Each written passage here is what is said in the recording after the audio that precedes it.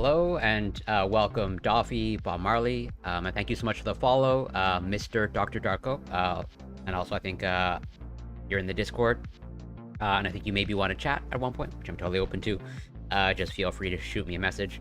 But yeah, thank you to anyone tuning in. As usual, I'm Corey Campbell, and yeah, I am back. I'm trying to uphold my goal of trying to stream at least 3-4 times a week. Three I think is my bare minimum, and I'm really aiming for 4. Yeah, and Feline Father, I definitely know them from, let's say, the Twitch politics, Twitch panel space. So happy to see them as well. And yeah, my sleep is holding up, and that's why I've been able to, at least so far, uphold a consistent streaming schedule that I hope to carry forward for the next little while. And I have, at some point, I'm going to update, let's say, my employment situation, or maybe lack thereof, or like share some details about what occurred during my startup and towards the end. And I learned, basically, I feel redeemed in that I got together with some of my former colleagues from the startup. Let's just say there were some interesting developments that occurred after I was let go from the company. That I always wish success for everyone, and everyone really anything to fail. But I do feel a little bit redeemed from what occurred. I'll slowly start sharing details fairly soon. Not everything, just like broad overview, but definitely an interesting experience, and I think a lot of lessons to be learned from. Yeah, I believe I remember you saying that. I think you mentioned, so definitely correct me if I'm wrong, but I think you mentioned that they shared some information that maybe wasn't the most accurate, if I remember correctly. If I'm making a mistake or I'm slandering someone's reputation, definitely call me out. My grandpa had it, and he did MRI. It was really cool. Well, first of all, I'm sorry if you're saying that your grandfather had Alzheimer's. I'm super sorry to hear that. Since usually or virtually always never a good outcome. But I hope that it was caught early and that they have access to some sort of treatments. And actually, there have been some new treatments approved for Alzheimer's that I'm going to cover. Right now, I'm just going to cover basically, some new research about testing and diagnosis. This is emerging research. This is not from what I can tell, it's not like FDA approved stuff.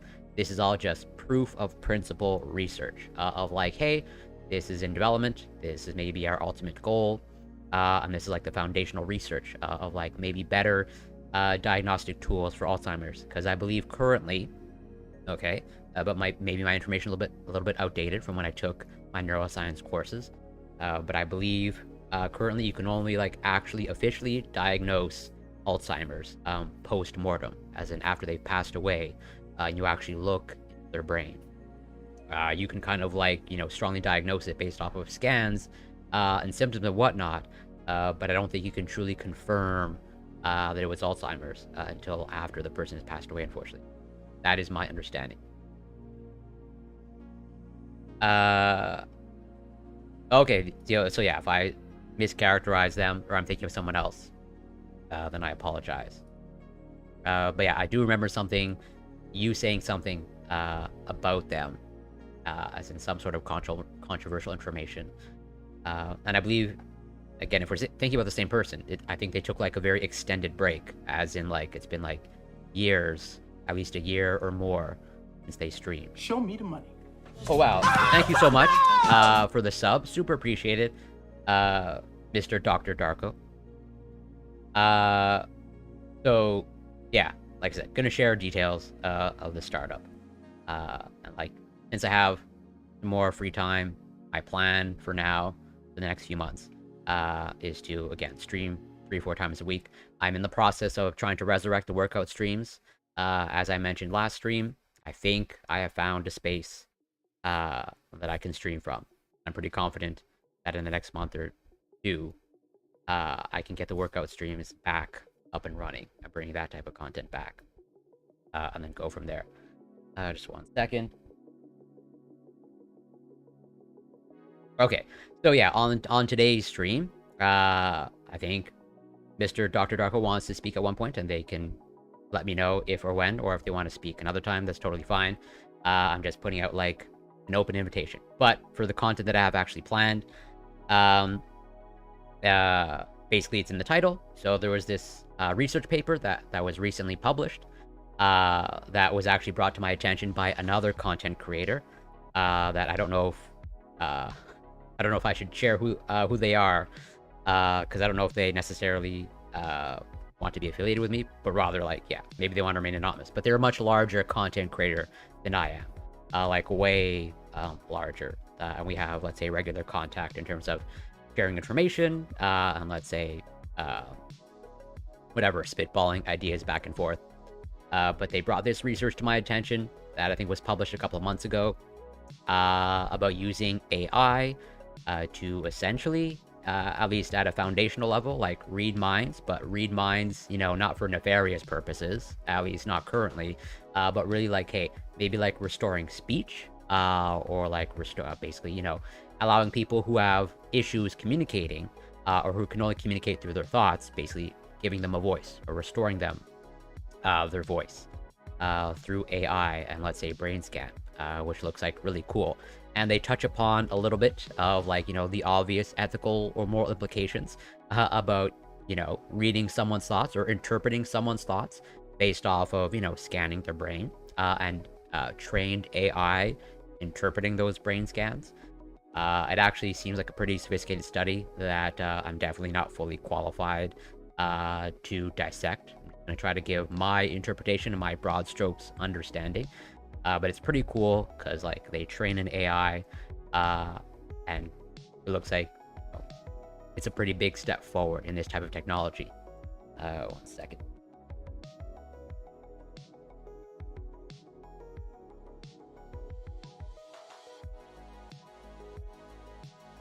Sorry. Yeah, it sounds like we're thinking of the same person. Would be cool to see chat him. It would be a collab between the old. Yeah, totally. If they want to collab, or if anything, if they just want to have a discussion, totally open.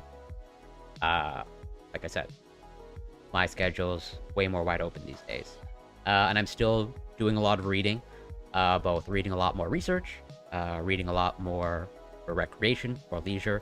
I'm wrapping up that book that I brought up about Dopamine Nation. Pretty cool. Haven't really so far learned anything groundbreaking, but still overall I think a good, approachable, and good summary of, let's say, maybe our current understanding of parts of our reward system, or the dopamine reward system. But yeah, and the other main topic that I have is, as I sort of alluded to by what Doffy posed the question of like diagnosis of Alzheimer's, and again this emerging research of like, hey, maybe there might be a chance of like diagnosing or screening for Alzheimer's, like just from a drop of blood, which if that in fact actually comes to fruition, that seems like a pretty major step in the diagnosis and management of Alzheimer's. But before diving into that, there's the cool side, at least to me there's a cool science, but I also try to cover the not so good part of science, that well, just like I covered last stream, of like the Stanford president resigning as a result of an internal investigation, basically, Stanford investigating Stanford, and that, like, yeah, resulting in the president of Stanford voluntarily stepping down, but it seems like no real responsibility was attributed to them, which, again, no surprise, since you basically have the police investigating the police, or in this case, Stanford investigating Stanford. And then now this is published just like yesterday, and this, let's say, the research that was actually published that seemed like legitimate research appeared to be making the social media rounds, at least from what I glanced over in social media. I tried not to like do any sort of deep dive on social media, on what was formerly known as Twitter, now X, that I still am technically on and using. But like, yeah, there were people that came across this research. It's what appeared to be groundbreaking research, kind of like highlighted here in the related articles of like stunning room temperature superconductor claim, where people were let's say, I guess, caught up in the groundbreaking claims, and understandably thinking that, this is essentially legitimate research. But then it turns out, as a result of like an investigation, or like people almost immediately calling it into question the moment it was published, that like, hey, it was basically flagged, and it seems like, I don't think anything's fully settled yet, but it seems like, basically fraudulent research. And fraudulent research that was like published in Nature, and then it's all like after the fact, through more rigorous investigation, that it's called out. And welcome, Rafa is God. Thank you so much for passing by. Is what they're calling AI actually AI, or is it just... So that is an excellent question, and this is something that I struggle with. 1 second. I'm just responding to a DM.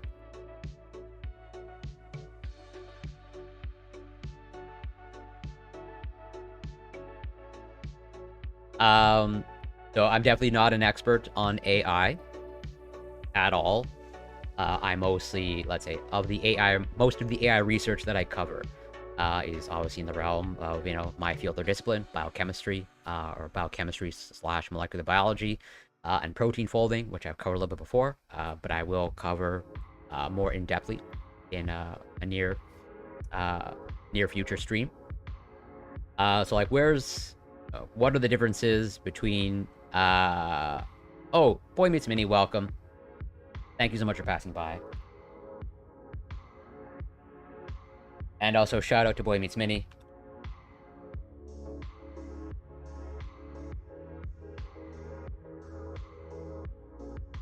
Hope you're doing well. Good to see you. But yeah, where the line is between AI, machine learning, large language models, etc. I just kind of like, at least for me, AI is just like kind of an umbrella term for, a bunch of branches, to like large language models, to machine learning, to whatever. I can't even think of the other ones off the top of my head. Yes, definitely has been way too... I did have a hiatus for about, I don't know, a month, for like 6 weeks. And I gladly take the kind words of Buff Science Man. But I hope you've been doing well. I have been lurking in some of your streams whenever I can. And like, yeah, I'm glad to be back, and I hope that I can return to regular content. And also, so yeah, on the topic of AI, oh, and also Kitty the Pet, welcome. Nice to see you. I hope you've been doing well.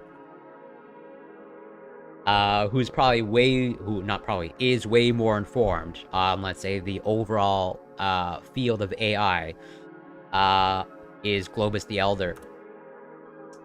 They're pretty much, I would say, they're like Twitch's AI specialist. They are probably way better qualified, and way better, in a way better position to speak about, the differences between, AI, machine learning, quantum computing, large language models. Yeah, Globus is definitely a Chad, for sure. 1000%. Do you follow the quantum computing stuff at all? Only a little bit. Like, I definitely, basically just like, every once in a while, a headline catches my eye, and then I'll probably read the article. Yeah, glad to see you also, Kitty, and I am feeling much better. I think I'm on the road to like a good sleep schedule that allows me to bring content on a regular basis. I think the AI king of Twitch, and also shout out to Bill Synthetic. Well, synthetic streamer. But yeah, this is the not so nice side of science. Basically, sketchy, or if not fraudulent, fully fraudulent science. 1 second.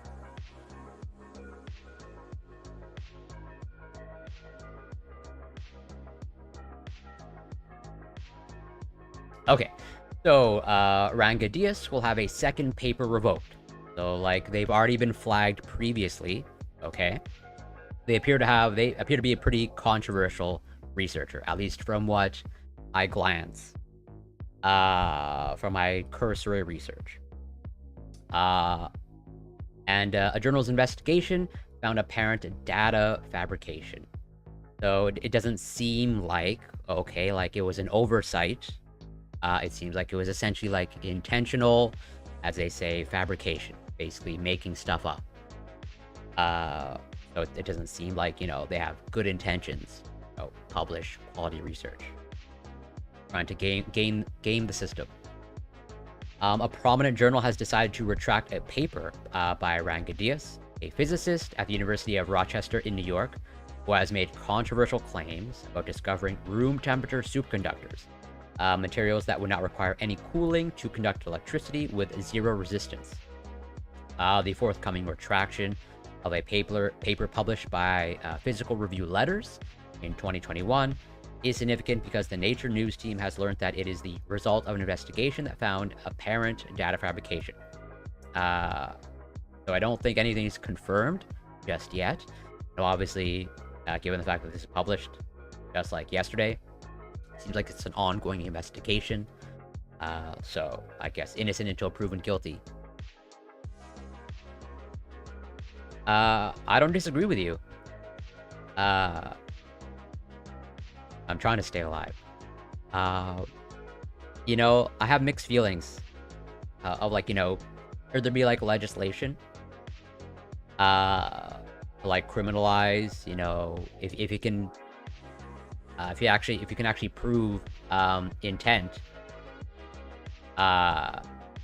just like in actual fraud, is that a punishable crime, or should be made a punishable crime? And Feline Father, welcome. Thank you so much for passing by. And also, shout out to you.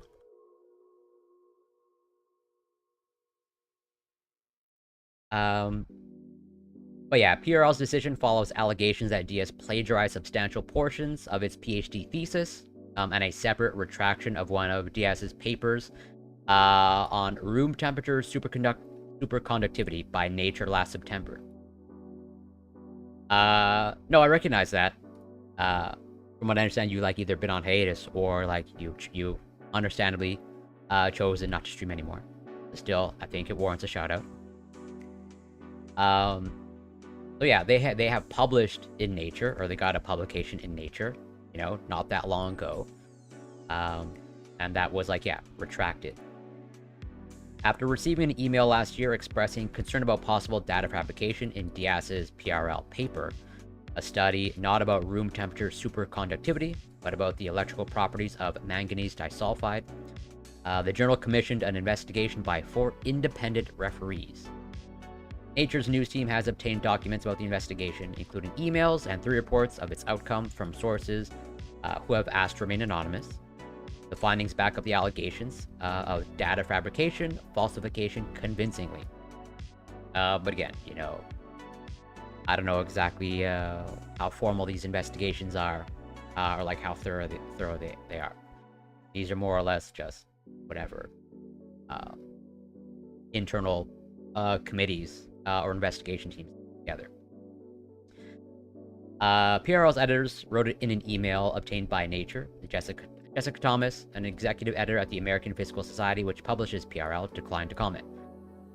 As part of the investigation, co-author Ashkan Salamat, a physicist at the University of Nevada, Las Vegas, and a longtime collaborator of Diaz, supplied what he claimed was raw data used to create figures in the PRL paper. But all 4 investigators found that the data Salamat provided did not match the figures in the paper. 2 of the referees wrote in the report that the conclusions of their investigation paint a very disturbing picture of apparent data fabrication, followed by an attempt to hide or cover up the fact. We urge immediate retraction of the paper. Documents show that PRL agreed with the findings of the investigation, describing Salamat's submission of so-called raw data as what appears to be a deliberate attempt to obstruct the investigation. Salamat did not respond to multiple requests from Nature for comment by the time this story published. Again, no surprise. Diaz responded to Nature's request for comment in a statement sent by a spokesperson. In it, he denies any misconduct and makes clear his commitment to room temperature superconductivity research. We remain certain that there has been no data fabrication, data manipulation, or any other scientific misconduct in connection with our work, the statement says. And despite this setback, we remain enthusiastic about continuing our work. So it seems like, despite what appears to be multiple instances of, at the very least, sketchy research that's been flagged, looks like they're just going to carry forward. And it doesn't seem like there is going to be any real penalty from anywhere. When Diaz and his collaborators published a paper in Nature in October 2020, reporting that they had created a superconductor that worked at about 15 degrees Celsius under extreme pressure greater than 1 million atmospheres, they immediately made headlines. Most superconductors operate only at frigid temperatures below 200 Kelvin. Other researchers could not reproduce the results. Last year, Nature retracted the article. And actually, I think this this speaks to I think a lot of things, or at least a number of things. I mean, at the end of the day, it's good that as a result of other researchers trying to replicate the findings, given the fact that they couldn't replicate it or reproduce it, which ideally that is one of the pillars of science, reproducibility. But at an individual level, let's say for like the research group or like that researcher that published the paper, it doesn't seem like reproducibility was part of that, as in getting it published in Nature, getting it past peer review. Doesn't seem like you have to prove reproducibility, which I would say that's pretty much built into the system, or rather, the pillar of reproducibility isn't really held up when it comes to the peer review or publication process. As long as you can demonstrate that you get it to work once, then at least in this case, you're relying on other researchers, that are motivated to maybe, prove someone else wrong. You're relying on them to attempt to reproduce it. There's no real incentive for like the researcher who's looking to publish to reproduce it themselves. Generally speaking, it's like once you know that it's working once and you have the data to back it up that it worked this one time, then you can just go with that to publication. What does this say about the peers who review these publications? Could a preprint screen have discovered the That is an excellent question. So what's, it can go either way. It's a good thing that this was found, okay? So I'm reading an article from Nature. From Nature's news or editorial section, whatever.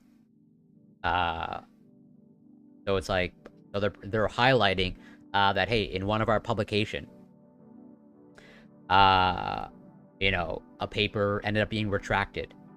And so maybe it says something about our peer review process. Yeah, exactly. That is the question. So what does it say about them? One could argue that since it was exposed, okay, yeah, if you squint hard enough, I think one person can say, or one could argue, that the system is working. It's like, hey, sure, it was retracted, but other research exposed that this was not reproducible, and that this, at least so far, this does not seem like a good quality research, maybe fraudulent research. But then, yeah, the fact that, as you point out, that it got past peer review to begin with, as you highlight, what does it say about the peers? That's I would say a testament to the peer review process. That's why. 1 second.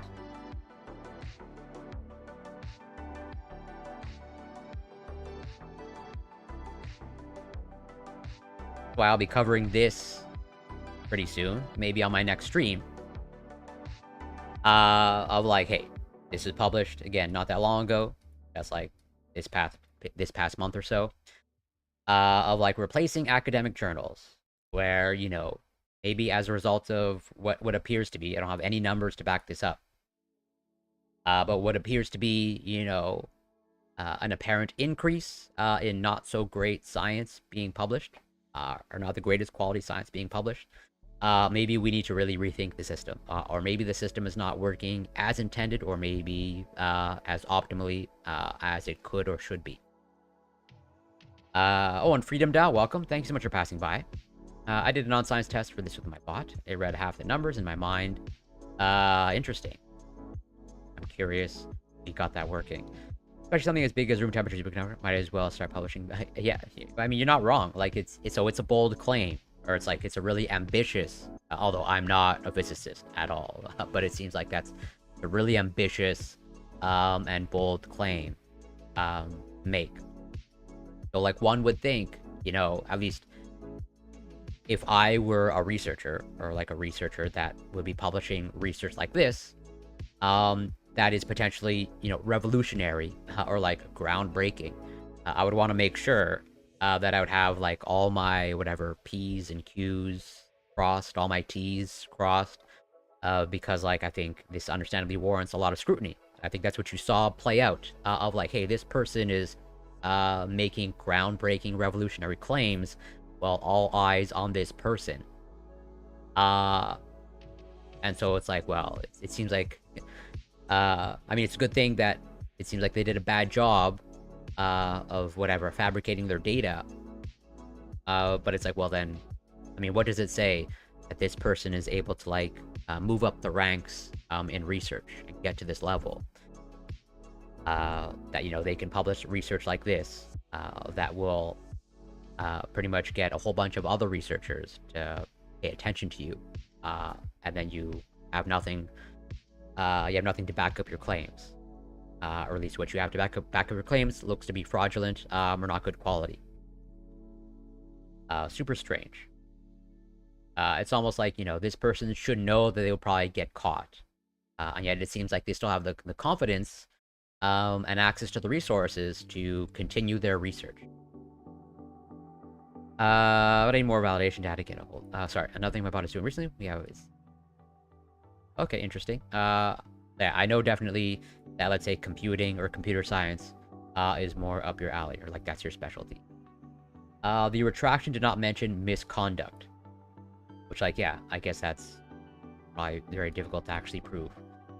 Carl Zemelis, Chief Physical Sciences editor at the journal, explains that data processing irregularities were discovered as a result of an investigation. We lost confidence in the paper as a whole and duly retracted it. Our broader investigation of that work ceased at that point, he says.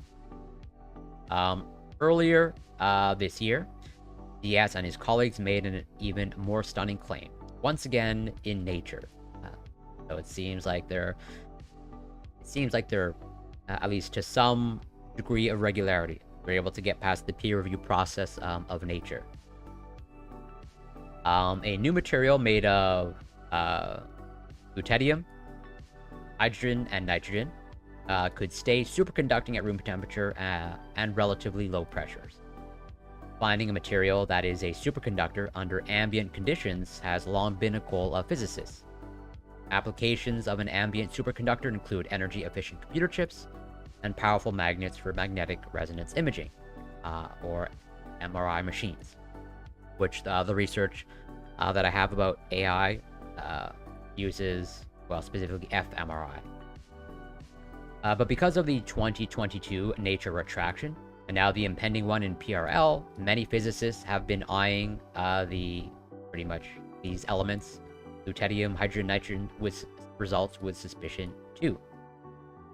Peter Armitage, a physicist at Johns Hopkins University in Baltimore, Maryland, who has been monitoring the controversy, says, "I just cannot see how we can trust anything from Diaz and Salamat at this point." So it's like, yeah, how many strikes can you get before, like, you know, you're ejected from the research community? It does seem like this person is able to, like, pretty much have multiple infractions, or, you know, multiple things called out at multiple different times, and still continue as normally. Similar to what I just covered last stream with the president of Stanford resigning. You know, they had papers let's say, flagged or exposed going back over 2 decades. And they have, like, I think it was like at least 3 or 4 papers that, like, they were basically responsible, or like the head of the research, the corresponding author. And yet, all that happens is they voluntarily resign from their president position of Stanford, and then they just continue on running their lab. They say that they're going to reform some of the practices in their lab as a result of, like, the internal investigations report, but they're basically going to continue on as a researcher, even though they have, again, multiple instances exposed of, like, at the very least, poor quality research. Well, so I don't think that's ridiculous, Kitty. Especially given what I'm about to cover. Of, like, maybe the ability to, like, read your mind, or maybe at some point opening the door to reading your mind or your thoughts. I think that is an understandably scary thing. I think there are totally... I have, let's say, huge concerns about AI, and all of its implications. And I'm sure there are so many other implications that I'm just not even aware of, that'll make me even more scared and more concerned. But doesn't making better batteries increase the risk of storing so much energy so densely? So I don't know the full risk of, like, yeah, I don't know the implications of, like, making batteries so much better that you have such a densely packed, basically, battery filled with energy. I imagine there's probably some actual implications, but I don't actually know what the risks are. For me, I call it internet or simulation internet. A new internet system, we could connect large language models together without wires, fiber, etc. using quantum entanglement, possibly. I don't know how much accurate kilobytes we can get live data-wise. Imagine Chinese quantum entanglement was done. This is way, way beyond my knowledge base. Because I'm very limited on quantum computing knowledge. 1 second. So, asked about community trust in Diaz's research published by Nature, Zemelis explains that each manuscript is evaluated independently, suggesting that the 2022 retraction had no bearing on the consideration of the paper published this year. Our editors make decisions about accepting manuscripts based solely on whether research meets our criteria for publication, he says. If concerns are raised with us, we will always investigate them carefully. Allegations emerge. Issues with data in the 2021 PRL paper came to light late last year because James Hamlin, a physicist at the University of Florida in Gainesville, had noticed that text from his own 2007 PhD thesis appeared in Diaz's 2013 thesis. This prompted Hamlin to closely examine Diaz's work. Scrolling through figures from Diaz's thesis and comparing them with figures in recent papers by Diaz, Hamlin noticed that a plot of the electrical resistance for the material germanium tetraselenide discussed in Diaz's thesis closely matched a plot of the resistance for manganese diselenide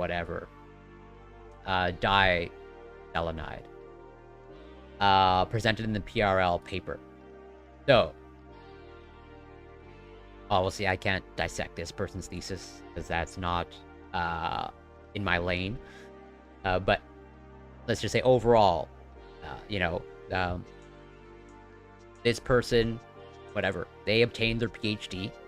It seems like they obtained their PhD by, writing this thesis and submitting it, presumably, assuming the thesis defending the thesis writing and editing and defending process works the same as or similarly to my institution, then presumably, at the very least, 3 or 4 people have looked at that thesis before this other person, and nothing was flagged, or at least something did not, something that should have been flagged didn't get flagged. Basically, that thesis was presumably to some extent peer-reviewed, and not only did it, pass peer review, but it presumably allowed them to obtain their PhD, as in graduate from an institution. Well, CFC Hard, thank you so much for passing by, and thank you so much for the kind words. I don't know that I deserve it, but I very much appreciate it. I'm very grateful for that. So, it's like multiple things are being flagged here. Not only just the peer review process, okay, but also even just like, the PhD defense process. Of like this person submitted their thesis in order to obtain their PhD and graduate, and then become this researcher. And yet, they're going back about a decade. It's like, 2013. Diaz's 2013 thesis. Like going back over a decade of like this thesis is over a decade old, and this other researcher is like, oh, I want to take a close look at this because it affects whatever my research, or it's like related to my research. And then they take a close look at it, and it's like, oh, there's major problems here, major problems that weren't caught at the time when this person was getting or defending their PhD. Which that doesn't say good things. So yeah, both plots had an extremely similar curve, especially at low temperatures, he says. It just seemed very hard to imagine that this could all be a coincidence.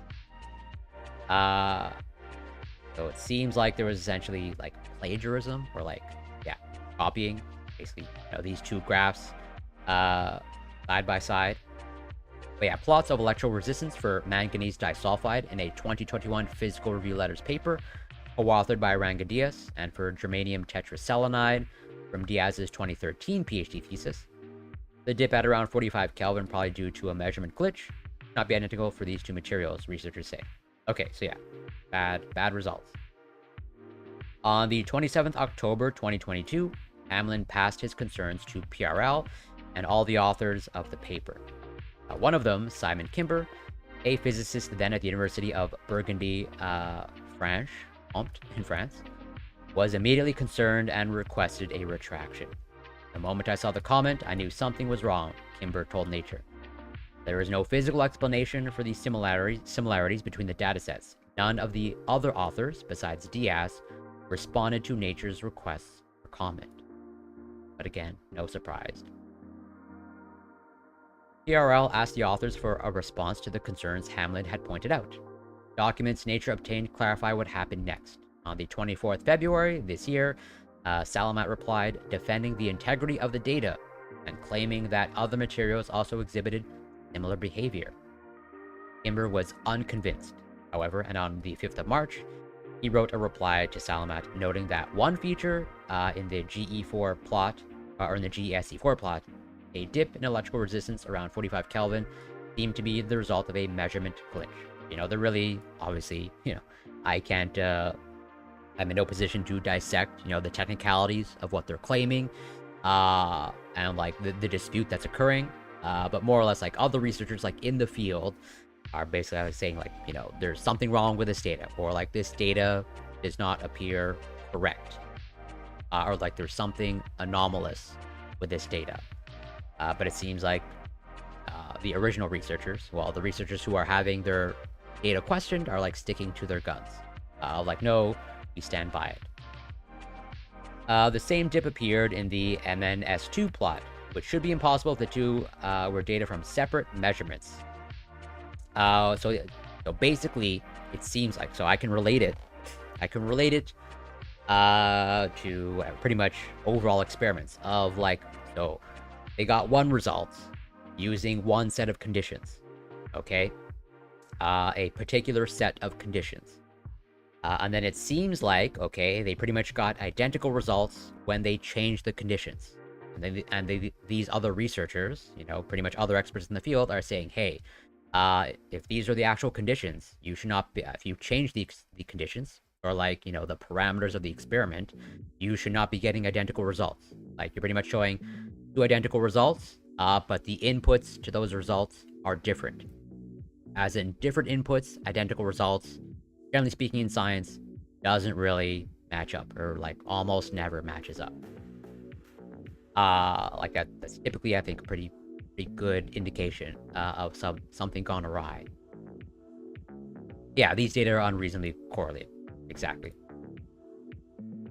Like typically, I mean, that is more or less like the scientific process overall, or like part of it in a nutshell. Like you just start manipulating one variable at a time, and you see how whatever it is that you're measuring, or whatever data that you're collecting, how it affects the data, or the output. As in by manipulating the input variables, monitor the output variables.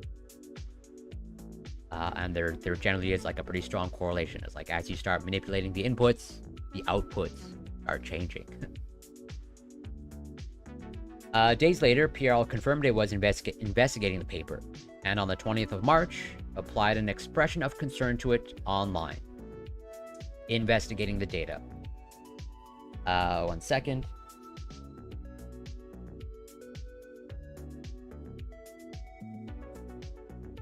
Okay, yeah. So after this, I'm gonna have to call it.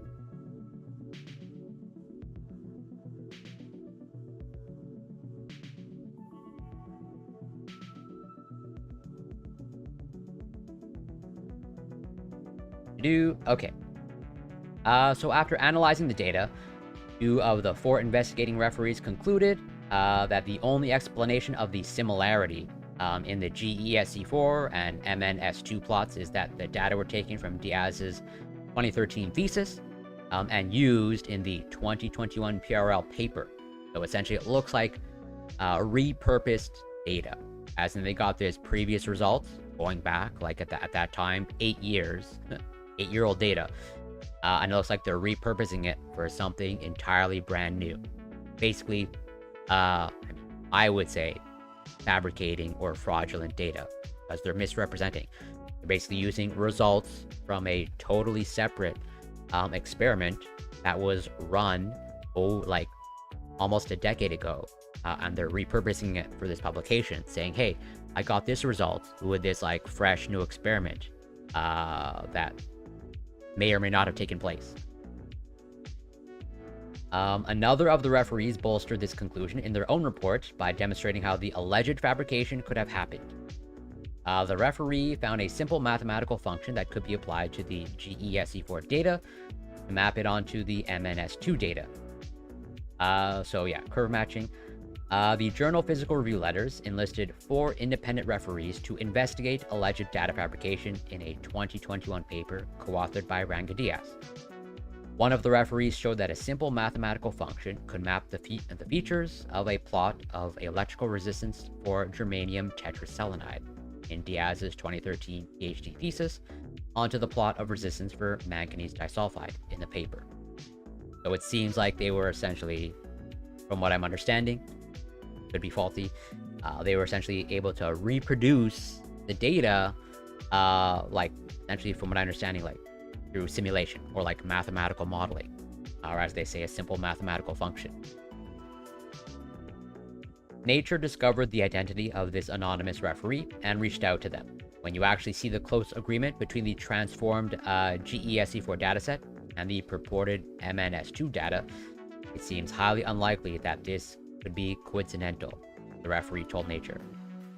For David Muller, a physicist at Cornell University in Ithaca, New York, the circumstances surrounding Diaz's retractions and thesis reminds him of a series of retractions made 2 decades ago, after researcher Jan Hendrick, Sean at Bell Labs in Murray Hill, New Jersey, was discovered to have falsified data. In Sean's case, and in his own experience, Muller says, people who fake data tend not to do it just once, right? It's not, especially if they're actually shown to like fake data, where essentially it looks like there is actual intentionality, actual fraud. Then it's like, yeah, no surprise. There's probably some sort of pattern there. Of, basically either sketchy research or fraudulent research or like fabrication of data. Pretty much, if someone is shown to be like explicitly and intentionally dishonest, there's probably some sort of pattern there. So with that, I think we're gonna, someone who, a fellow content creator, I think, who recently joined the Discord, they reached out saying they wanted to chat, or they have maybe some, they wanted to nitpick maybe some things that I said on a past stream, So we're gonna talk to them now. It's the Mr. Dr. Darko. Big shout out to them. I should do. I think that's them. Yeah, I definitely, I definitely have strong feelings.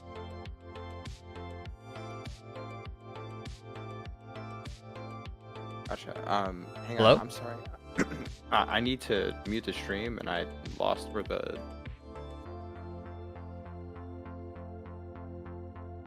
Hello, hello? Hello? Yeah, are you Hey, able how's it to hear me? going? Yeah, I can hear you just fine. 1 second.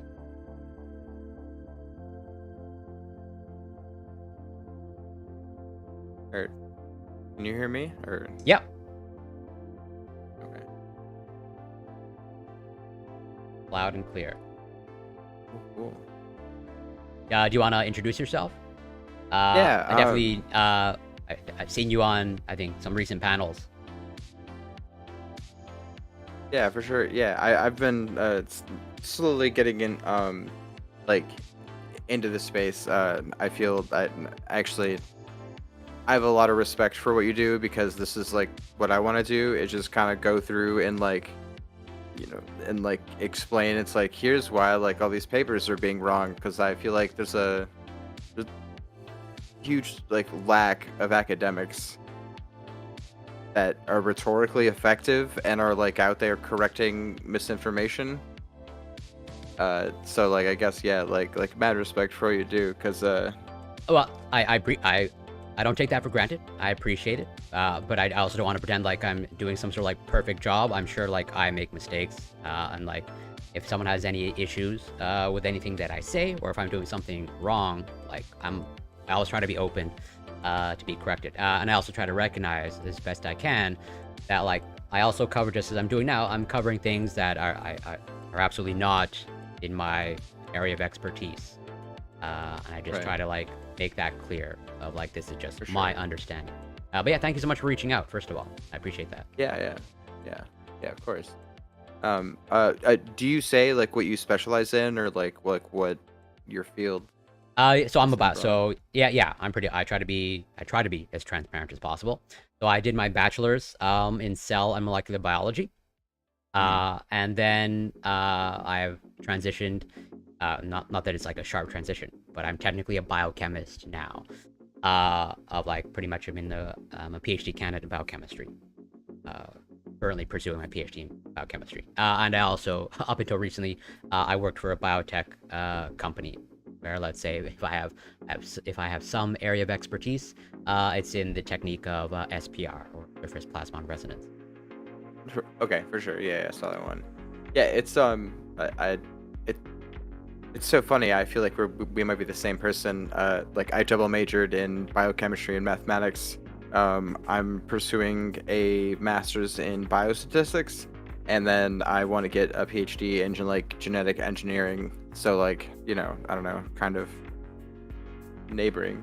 Yeah, no, definitely. There's like that's why it's like when I say like sharp turn into biochemistry, like where the actual lines are between like cell and molecular biology and biochemistry, and like could I tell you the difference between like genetic engineering and like synthetic biology? I think it's yeah. So I think there's definitely a lot of overlap for sure. For sure.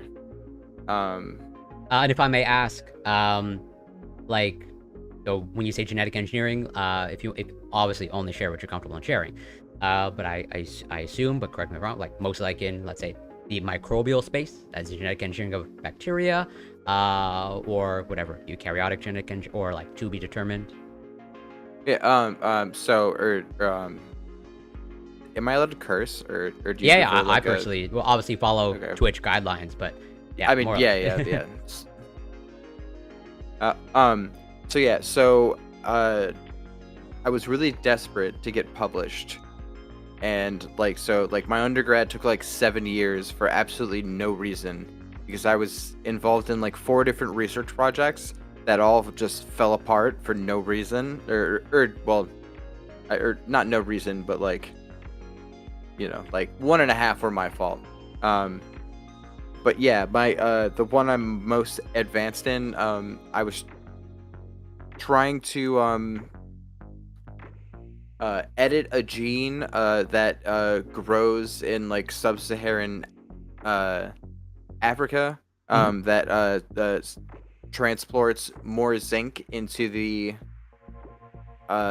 edible parts of the soil, because one of the biggest issues with people who struggle with food diversity is, besides just not well, number one is just not having enough calories, Mhm. and number two, zinc is a very important cofactor for your immune system. So if you're low on zinc, you'll feel sick, and if you feel sick, you won't want to eat, and then it's just like a failure spiral, you know? Yeah, absolutely. All right. So so we use CRISPR to edit, it was a gene called HMA4. Okay. Yeah, it's a heavy metal ATPase. So I mean, I'm sure that means something to all of your chatters.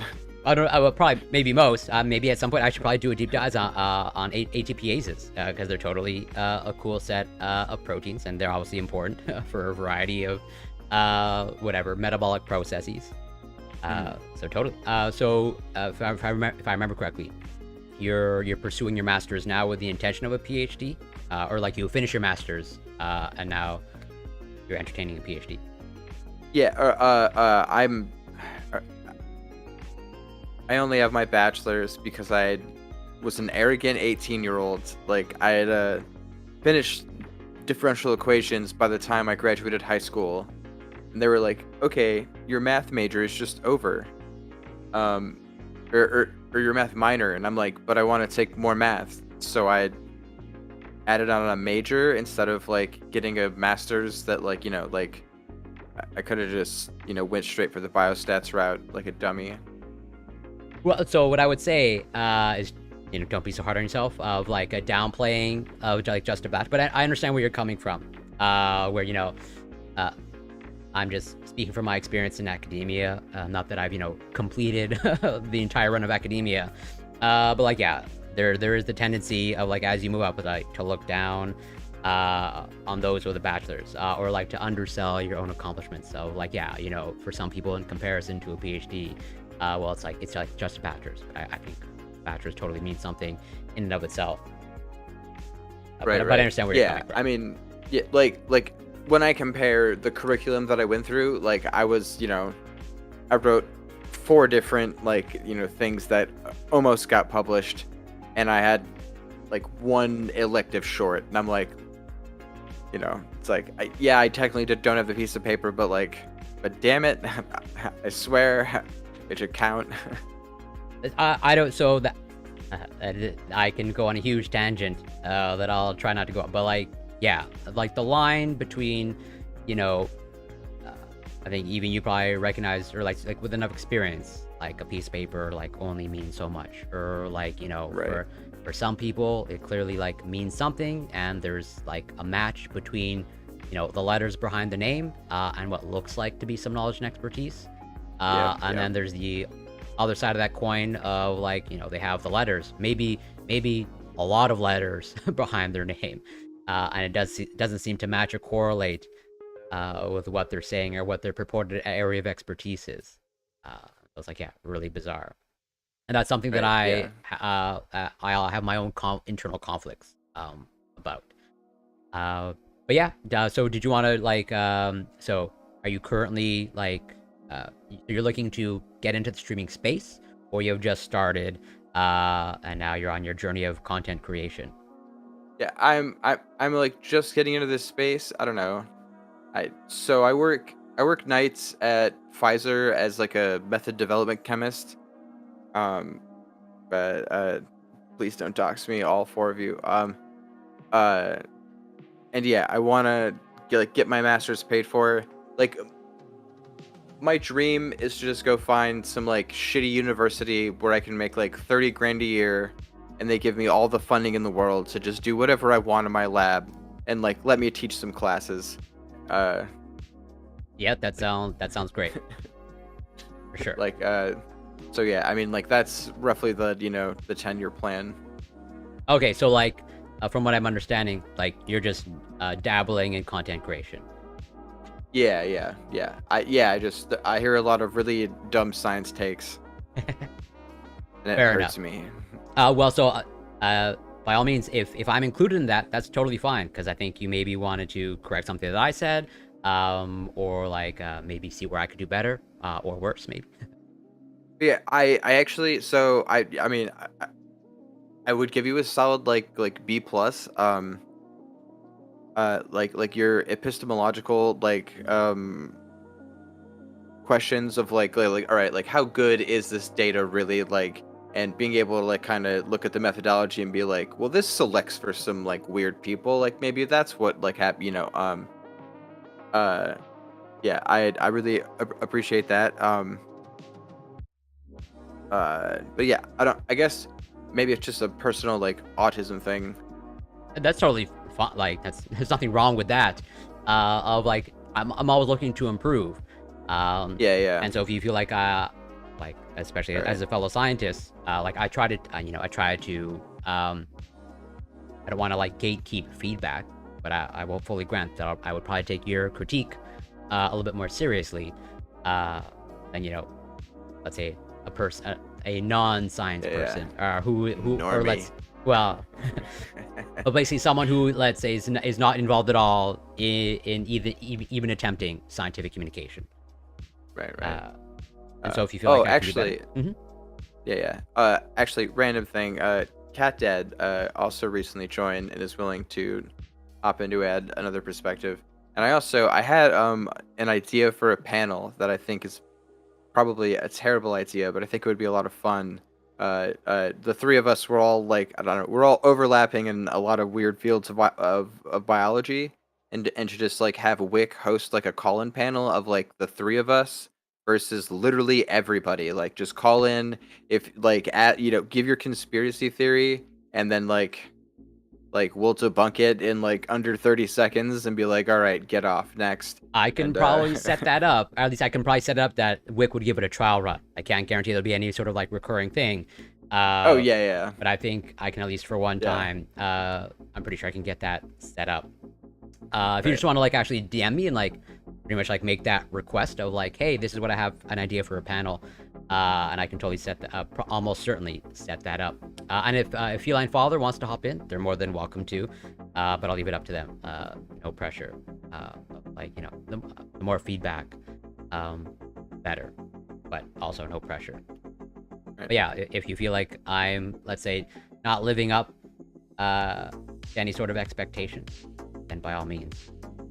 For sure. No, I think you're doing a great job. Like, I think you're in a very like niche space, and a lot of it just has to do with like, I don't know, like it has nothing to do like you're obviously like a very bright dude, and your like capacity to explain things is like really good. When you hit a word and it's like, oh, like we're gonna take a little like tangent off, and like you know like I think you're really good at that.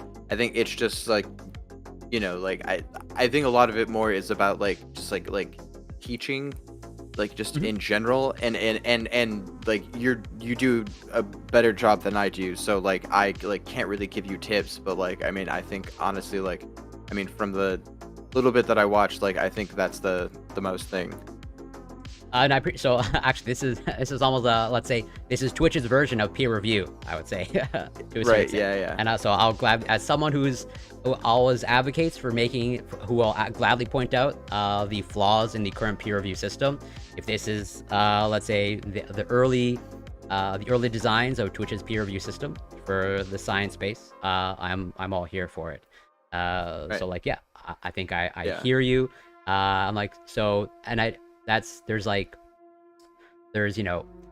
where I want to go, and let's say some goals that I have set for myself, and like what I'm able to do now. Like I totally I can recognize and grant, let's say, in terms of like teaching and like some concepts, there's definitely some concepts that I struggle to, let's say, teach, where it's like I feel like I need like a tablet to like draw things out, where it's like, but to Yeah. invest in that, I'm not, it's not really within my means now, but I'm hoping I can get to that place of like, hey, if I want to like explain something and like start drawing out, you know, makeshift proteins and you know chemical reactions and stuff, I want to like hopefully get to that place that hopefully makes it more Right. informative to like connect the Right. dots. So I think I Hey, hear you on paint that is front. free.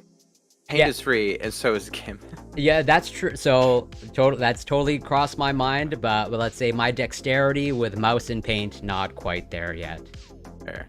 Oh, actually, I have one point of contention with part of your analysis of the diabetic like stem cell thing. Absolutely. Is you criticized it for being double blind, and I feel like that was an unfair criticism, because how the hell do you do a double blind study with diabetics? Because one of them is going to get a placebo, which is not insulin, and or like, or was there like another if Well, that makes sense. so is it the? I just want to make sure that we're thinking about the right thing, or rather, like I fully understand what you're referring to. Are you referring to? Because I covered diabetes research last stream of like stem cells, but that, if I remember correctly, that wasn't like a clinical trial. This was like totally like an in vitro, essentially genetic engineering, and nothing was like administered in terms of like a treatment. Gotcha. Okay. But You just, yeah. I I did. was watching it in the morning, and I've also been up for like 36 hours Yeah, because fair. I hate myself. But But like that was just a random thing that stuck out to me. I was like, wait, like how do you do you can't like cut people yeah, so off for the insulin. but I think so. I don't think you're far off, because I think you might be referring to, because I covered, if I remember correctly, on that particular stream, I covered psychedelic research, and I covered like what on paper, what they in the title, a double-blind research, and I think I did bring up the fact like, well, how do you do a double-blind study on on psychedelics, of like, hey, yeah, you can say you're administering a placebo to a person for an MDMA study, but they're going to find out pretty quickly that they're not on MDMA. Right. So I think I take. Well, I I take mean, that. I don't know. Placebos, the placebo effect is like 40%. So like, I don't know, man. I've Uh, given some people some really bad drugs, and like, they thought they had a good time. yeah, for sure. Like I can maybe see. So uh, I have zero firsthand experience with psychedelics, so I'm probably like the least qualified to talk about from firsthand experience. You're missing out. You're missing out, man. Well, from what I understand, I don't know for sure, but I assume something like ecstasy, the effects are pretty obvious. Like the placebo effect is, I will fully grant you, is real, because there are totally studies where placebo does the actual outdoes the actual therapeutic, where placebo outperforms this actual drug that's presumably been designed as a therapy. Right. But I don't know. I don't know if you can induce like an actual psychedelic trip with a placebo. Probably you can, but Yeah. Or I mean, there are like people who can like meditate and like get to a point close enough to sleep, because like that's you naturally release DMT in your brain, right.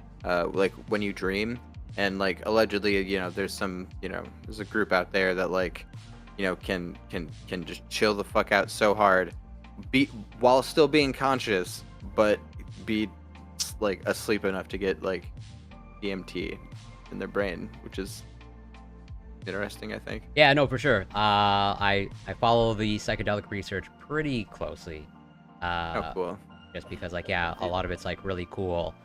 And Be obviously, careful if you say, go ahead. you say DMT 3 times in a mirror, then like Joe Rogan's gonna show up, man. Like, Oh, appear out of it sounds nowhere. like a nightmare. I'm Yeah, definitely. DMT. Yeah.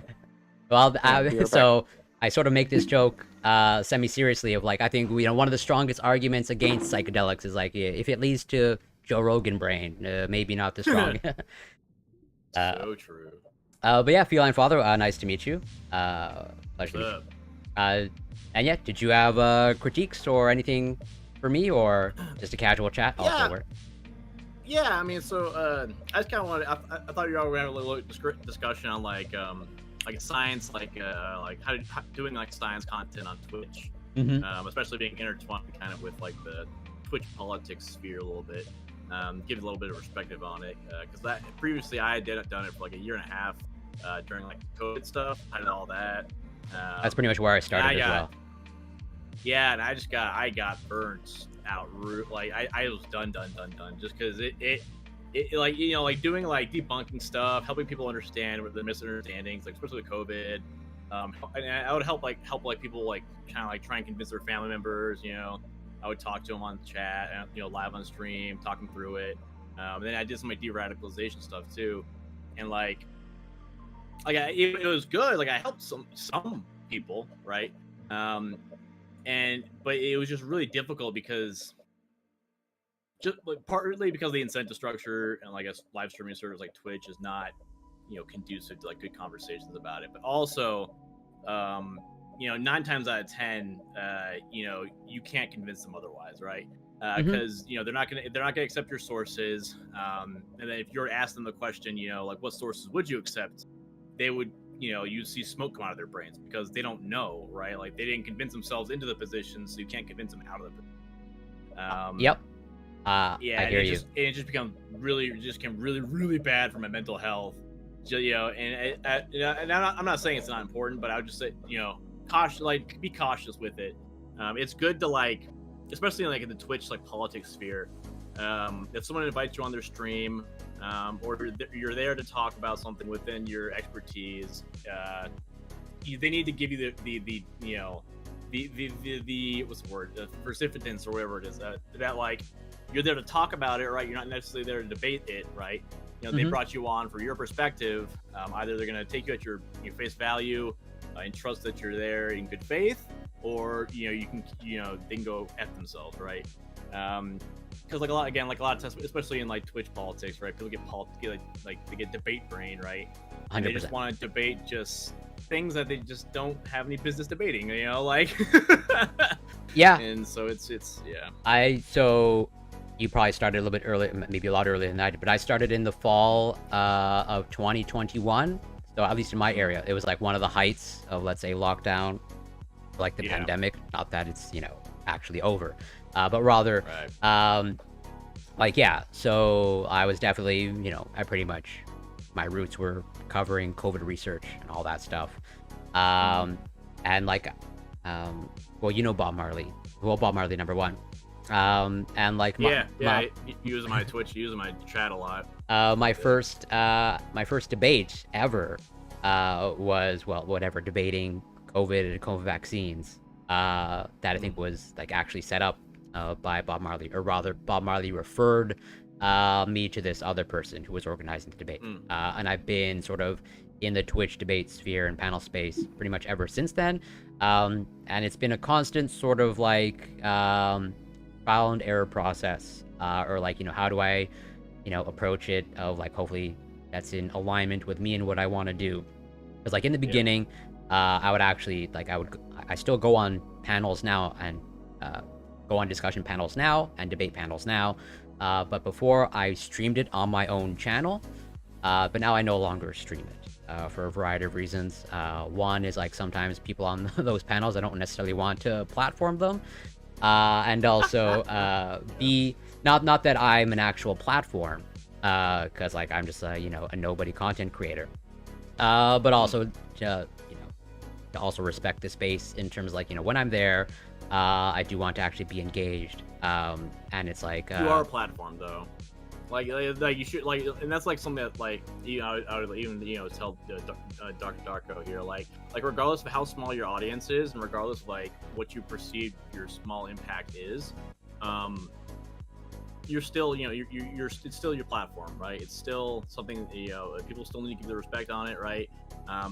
Regardless of how small an audience it is, it's still an audience, right? Yeah, no, for sure. Yeah. Well, I think that we're like that's where I struggle the most, is that like I don't know, like those first couple were like if I had a small audience, if I had like just some people like in chat saying shit, that would be great. I could interact with that and I could like springboard from that. It's just like the like, all right, it's been 27 seconds and no one's looking. Maybe I should just give up. So yeah, I understand where you're coming from. I probably Feline Father has better guidance than I do. But like I can only say from my early streaming experience, as I think I sort of mentioned to you, like I was a little bit lucky in that I had some engagement from like my very first stream, because like the Twitch, there were a lot of people in Twitch as a result of like lockdown, etc. But even then, like I totally had like a lot of dead air. You know, and there was totally times where, whether I was actually speaking to a void or not, I don't know. But I felt like I was speaking to a void. There might have been some people in the background, but I don't really check like users in my channel. Like basically, I only know more or less who's there if they show up in chat.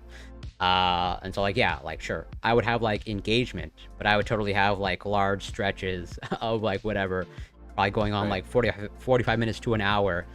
But then every once in a while, like I would like, I would speak, or I would think I'd be speaking to a void, okay? And then I'd be wrapping up stream, like, you know, 2-3 hours later, and then at the end, be like, thanks for the stream, of like, hey, they've been listening the whole time. I just didn't know it. They just made their presence known, which I appreciate and don't take for granted. But I understand, like, it is super difficult, and totally, there was a build up, or like, you know, I definitely had to, you know, overcome my fears of going live, like, you know. I don't know how it is for every content creator out there, but you know, it's a slow transition of like, you know, getting multiple monitors, getting lighting, and like, you know, like I would get the setup, but then there's disconnect of like, I'm set up, I'm ready to go, but you know, I'm not pushing live just yet, or like, you know, I have my OBS open, like the very first stream, it's like, oh, you know, it's like a step by step of like, okay, this time I have everything set up and I have like OBS open, but I don't press the live button, just not ready. But then next time, then I go live, or even just like starting small of like, hey, half an hour, I want to cover one thing, focused, and then end it there. Right. Yeah, like I like having a specialization in genetic stuff. Like my big thing is like the lab leak and like how like dumb I think it is. But like yeah, like I don't know. I guess I was being a little bit too much of a baby and was really worried about like, oh, like I'm gonna get just like, you know, immediately like TOS, then just like you're not allowed to talk about this stuff. And I guess I also got stuck because like I feel like there are like 3 paths to content creation. Like you can like, you know, like do like, you know, like YouTube video essay type stuff. You can just like start streaming and scream into the void until like the void screams back at you, or you can go on panels. But like I don't know, all those have their like, you know, like if I go on a bunch of fucking panels and then I'm like, yeah, like here's my links, I have 0 videos, 0 likes, I have 2 followers, like, you know, please click the bell. If I could give some like perspective on it, man. So like for me, when I first started doing streaming stuff, it wasn't necessarily to do COVID misinformation or whatever the fuck, right? I'm just really like microbiology, right? I'm really passionate about it. And you know, part of me was like, I wanted to get better at teaching about it. I wanted to get better at understanding it, learning it, talking about it, right? And part of that is just, you know, streaming it, right? You know, I'm a just natural person to like just like talk all the time anyways, right? Because I have a loud mouth and like I don't know how to keep my thoughts inside my head, so I just talk all the time. And part of it is, you know, especially starting off early, like when people come into your chat, you know, you just keep doing you, right? And you know, the idea is that, you know, you'll attract and bring in people that you would want in your community, right? As opposed to catering to people that what you think would bring in, right? Right. Because you want to try and stay true to like who you are, especially within science, right? Yeah. And like, especially when it comes to like, for me, like I would just do like, you know, I'd be streaming all the shit, right? And you know, I'd do like exactly what, you know, Corey's got in his title, you know, if you recall it, right? AMA, right? I would do stuff like, you know, ask me questions, right, about biology, or you know, ask me what I'm doing, blah, blah, blah, blah, blah, right? And just, you know, 9 times out of 10, you know, if you give the energy of how excited you are about the product or the subject, right? And you show them that, you know, it can be exciting, you know, that even they can understand it, and that you know, but science is not this thing that is not reachable to anybody, or you know, anybody can reach, you know, scientific understanding, right? It's just a matter of you know, getting the information presented to you in a way that you understand. People are more likely to stick around. People are more likely to like be kind of excited for it. You know, they're excited because you're excited about it. Right. Yeah. And another big part of it is like not being down on yourself and not like calling yourself, you know, like you just did earlier, right? Not calling yourself a baby, or like not like you know, making less of the impact you're making in science, right? because Yeah, we're yeah. all making impact in it, right? You know, we're all standing on the shoulders of giants, you know, and it's all about laying down that one brick in the foundation for somebody else to have a more equal footing on, you know, the next generation. And that's what it's all about, right? Just being excited about what you're doing, you know, finding interest in all the things, right? Like a core kind of like development and like philosophy, like going forward with how I used to do my channel was, you know, Richard Feynman, right? You know, you study the things that you love in the most irreverent, undisciplined way possible, right?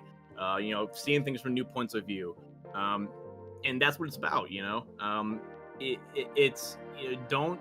I wouldn't say don't. I don't want to say don't cater to what your audience wants. Obviously, you want to try and like get your audience interacting, right? But they're here to see you, right? They're here to see you, and they're here to see you interact with science. They're here to see you talk about it, right? They're not here to, you know, they're here to hear. They're here to see things that they've never seen before, hear things they've never seen before, right? Yeah, and So- actually to that point, and you know, again, I'm just a small voice in this much larger space. But Don't do that.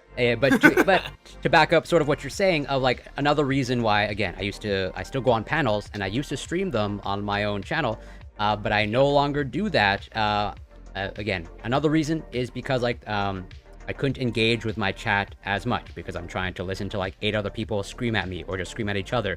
And I clued in like, oh, okay, because like basically they wanted to engage with me. But if I'm trying to like, you know, stave off the debate bros or trying to correct some misinformation, Right. I can't engage with them. And that's why, you know, it's both a respect to like the panel that I'm on, where it's like my attention is not divided, even though like, you know, many people in that space don't actually take it seriously. They're there just to like scream and yell. I actually do take it seriously, and I do actually want to, you know, provide accurate and good information. And also as a respect to like my, you know, own audience, that I don't take for granted, however small, but I'm grateful for every one of them that are fiercely loyal, of like, they're here to see me and engage with me. And so it's like, I don't want my attention divided between like me, a panel, and my own chat. Because what I found is like, yeah, they would come, I would be streaming the panel, they'd ask, you know, they would ask me a question, but I couldn't really engage with it because like, yeah, I'm being debate broed at right now. Right. And I would also say this, like, especially when it comes to, like debate panels and debate broing and all that stuff, it's not, for at least my perspective on it, is it's not like conducive, and if anything, it can be damaging to allow like scientific, like, I don't want to say like, you know, news or whatever, right? Like stuff that you were talking about in regards to you know, somebody falsifying data, right? That's fine to talk about, right? What's not fine for people like debate and bro and talk about, right, is science in general, right? Because that's not how scientific community, that's not how we talk about things, that's not how we discuss things, that's not how things are resolved in science, right? It's not resolved through just, you know, who is the loudest person, or it's not decided by people in, you know, not to be like a dick about it, but it's not decided by people who don't know what they're talking about, right? It's not decided about people without the degree and understanding and education in the field to talk about. Or I think like, I in order to like actually like steel man that argument, like I guess like I would submit like there's this dude Robert Kuhn, Kuhn, just Okay, to I make think I know sure who we're you're not talking about, TOSing here. actually. Yeah. Yeah, like he writes a lot about like philosophy of science and like different paradigms of like, you know, it's like, oh well, they're like, you know, like some stuff was true under I love certain that guy. paradigms, and like but yeah, I guess like I feel like the criticisms like levied towards those like paradigms of like, no, like, you know, like we're like super sure we got it this time, like it reminds me of that like It's Always Sunny video, like it, you know, science is wrong sometimes. Absolutely. Well, I mean, I do actually try to cover you know that. what? I'll say this: science is not wrong sometimes. Science is like there's no such thing as like right or wrong in science. It's about, you know, just like what conclusions are met to based on what data, right? Fair. It's all about the null hypothesis. Yeah, exactly. Well, it's like that for a reason, right? Like I try to avoid saying that, you know, science can be wrong sometimes, because that's not like a you know, that's not correct to say. Like if you were to look at a sky, right, and see it was clear, right? It was a clear blue day, right? And then an hour later it starts raining. You wouldn't say the sky was wrong, right? It just Right, developed, yeah. right? Yeah. I'm glad you actually brought up science philosopher, right? I'm reading a really good book about like the moral imagination of the scientist. And in the book, he talks about the that the general public have like 3 ideas of what a scientist is, right? They think it's either they either think of them as an educator, they either think of them as like some kind of research nerd, right? Or they think of them as some kind of like government like dude, right? And it's because of those 3 different interplays of what people think a scientist is that there's so much misunderstanding and like dissent and like just rabid anger from people when they talk about these things. So like, yeah, I try to avoid saying, science is wrong or science is right. Just science always develops, right? Science is always changing. Like science is a process. Like science can't be like there is, or I mean, I don't know. That's actually an issue I've been struggling with for a while now. Is like I think I'm a determinist, but does a determinist universe necessarily imply like a knowable one? And like, and if the universe if the determinist universe is unknowable and we can't study it, what is the difference between a, like are we not like contradicting ourselves, if that makes sense? I have no idea. I'm not idea, qualified. It's a good question. It's a good question. Yeah. And it's a valid question. But I'm not qualified to answer that question. I'm more than happy to to debate it at some point, but I only have like my own personal views in terms of like as much like yeah, like I read actually quite a decent amount of philosophy and a little bit of philosophy of science. But that's where it's like there's also like good lad. There's also a disconnect between like I think we could sometimes get too caught up in the mental gymnastics, or at least I sort of draw upon my experience as a personal trainer of like you can read about the squat and the bench press until you're blue in the face, but it means nothing to actually go and do it and actually have the experience. So you're a hard materialist then, huh? Yeah, that's fair to say. And also, I will also draw upon my experience as a personal trainer, as let's say also advice to anybody wanting to get into the space, and maybe struggling to overcome maybe some of the fears or concerns of getting into the space. Like when I've coached clients in the past, or even occasionally now presently, understandably, just as getting into the space is an intimidating experience. Going to the gym for many people is an intimidating experience, just like stepping through the door. If it's your first time doing any exercise, that is understandably a very fear-inducing and anxiety-inducing experience. And for many people, it's a process.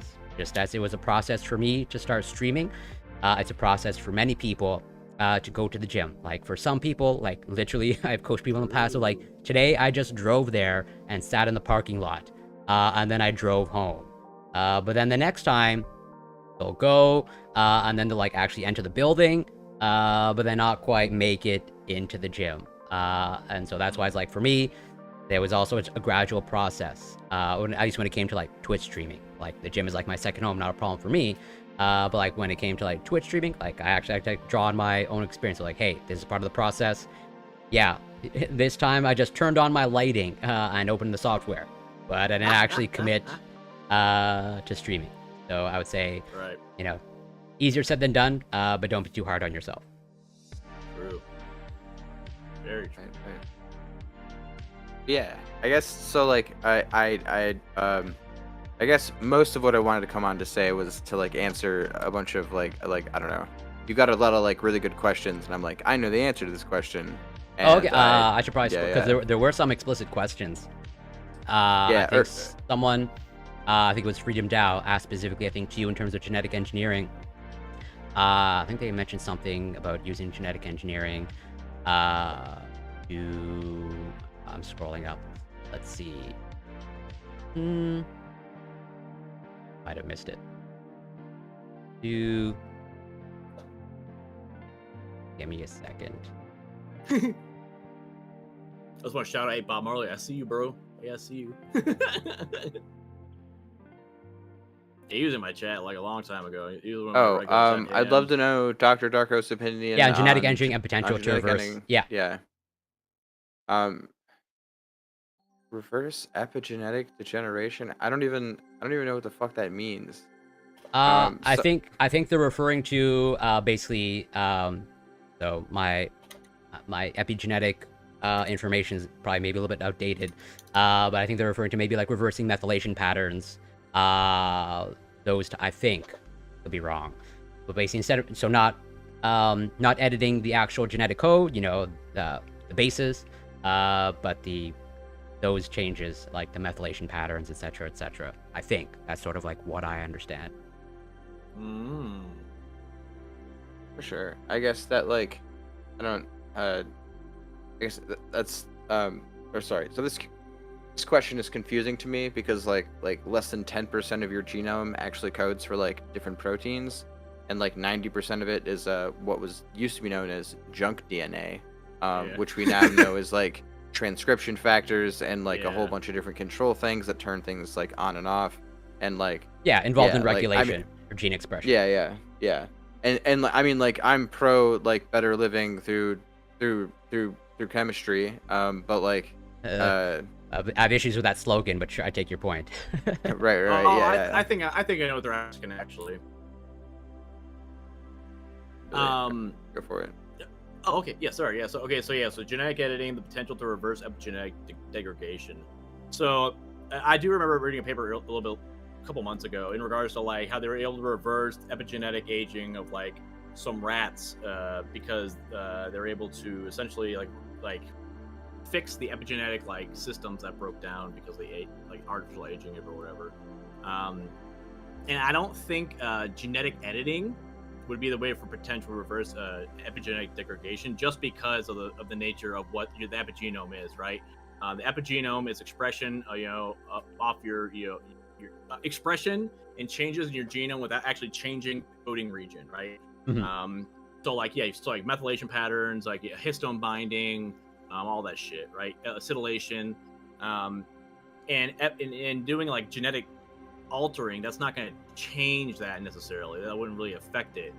The way to reverse epigenetic degradation is through targeting the epigenome, right?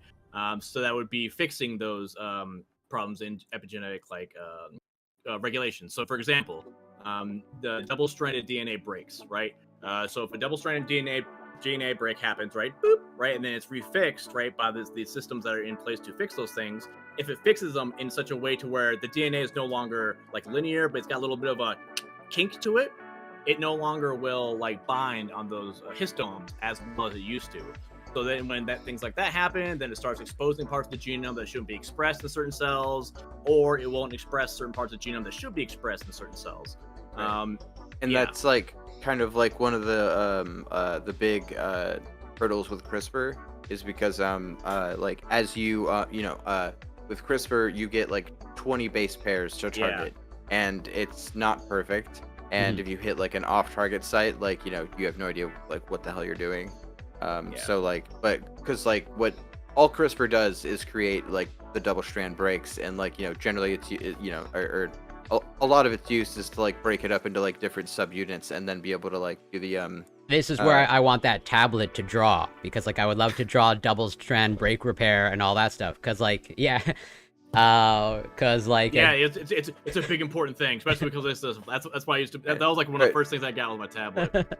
Yeah, that's what I got a tattoo for, because I could just be like, okay, so it like happens like right here, and I'm not opposed to the tattoo route, but I feel like that'd limit me on the number of streams that I can do, and I'd eventually run out of real estate on my body for figures. Yeah, then you get somebody else to come in and get tattoos on somebody else's body. True. Fair enough. Yeah. If the price is right, I need a lot of subs for that, to pay someone for that. But like, I probably should have recognized sooner or quicker that a tablet that probably should have been one of my first investments, as opposed to like whatever investing it's all right. too much in other things. Eventually. But yeah, like I really appreciate the critique and the feedback, and also the encouragement as well, and maybe also sharing your experience of like understandably how you got frustrated with the space, and I totally take your point because even though I still go on panels, like they're a frustrating experience. Uh, they're still a frustrating experience. And a lot of it is just me, kind of just whatever, cringing inside, saying there's so much wrong information being spread. But every once in a while, I get rewarded of like actually the last panel that I did last week. That was actually on Wick's channel, where I was able to like provide some what was hopefully basically information that was useful of like it was a panel about basically shaming people, or specifically kink shaming people.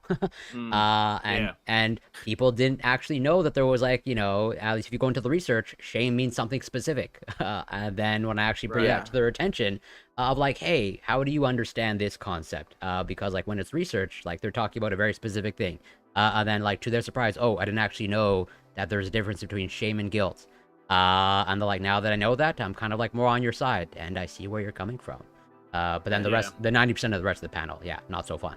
But Yeah. I would definitely just caution against getting frustrated about panels when you're trying to take it seriously as a scientist. Just because, like I said, like if I'm being quite like blunt, they don't care about your perspective. They're not really there to like take your understanding and your expertise at face value. They're just there to try and make something look stupid, honestly. Oh no, I believe me, I recognize that. For sure.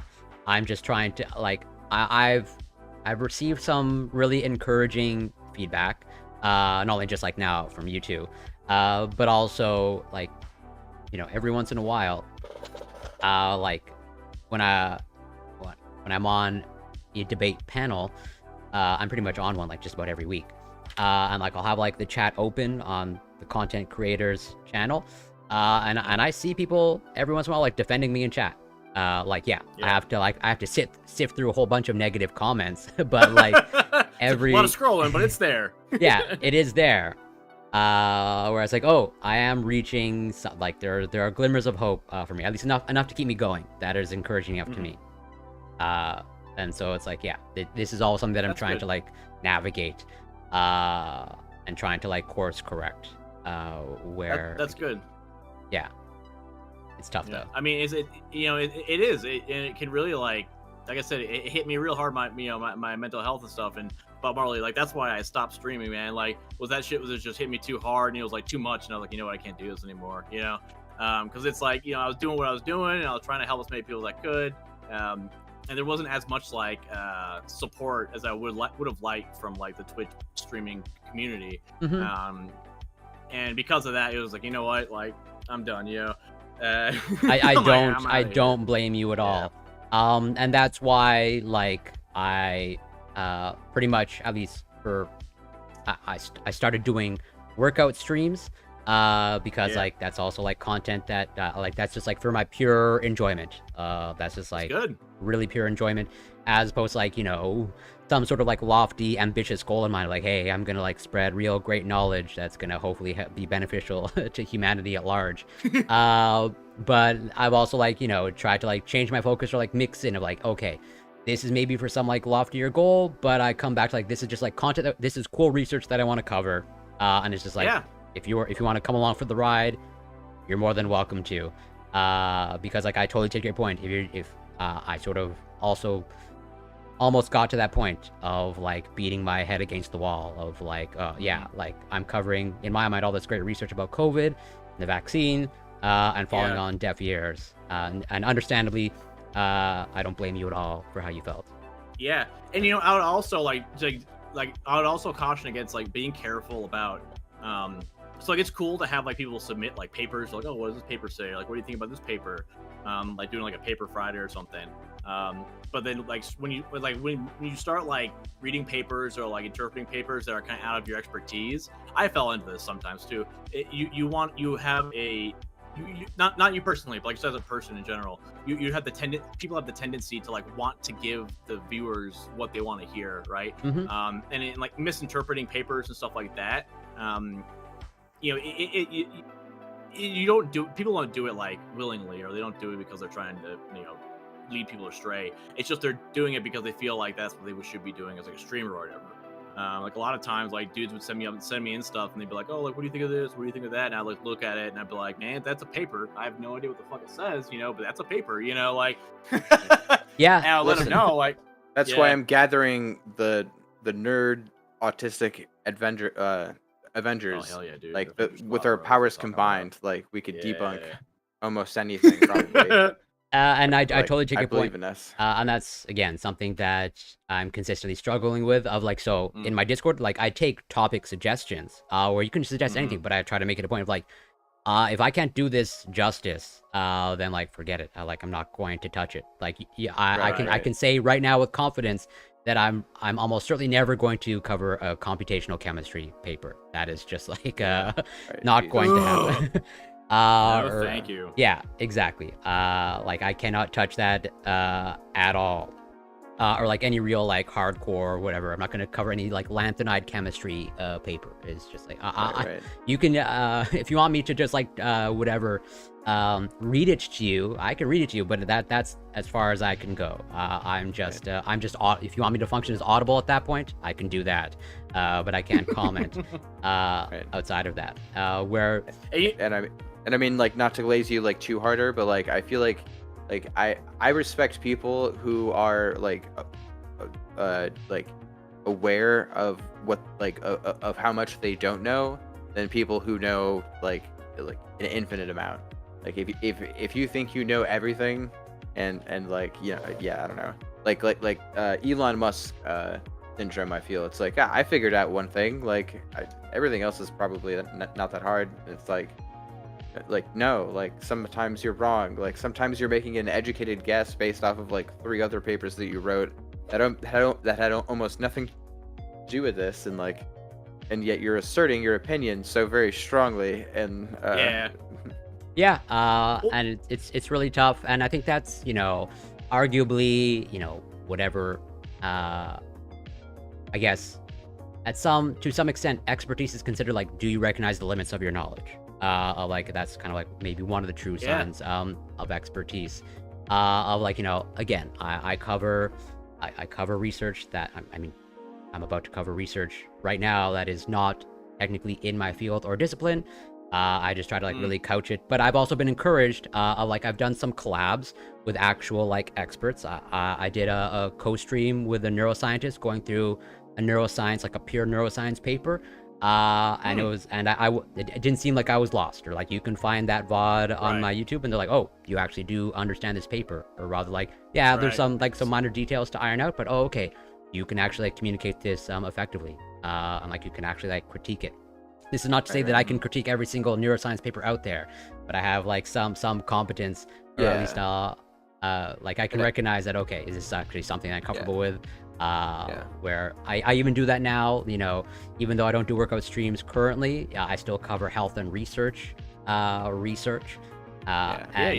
something that I'm big on, of like, I can speak confidently about a lot of the research on, let's say, proper squat form and proper bench press form, because and I'm super nerdy like that. I totally go into like the biomechanics of that stuff, but I try to also make my limits known of like, I'm not gonna cover let's say Olympic lifting.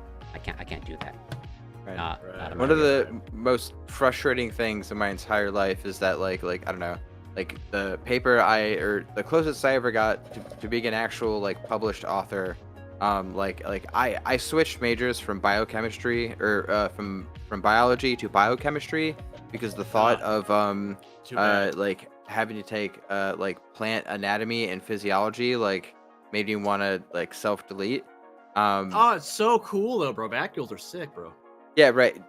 And ironically, my the project that I was working on with CRISPR, like I know so much about the iron and zinc transport system in plants from like soil into seed.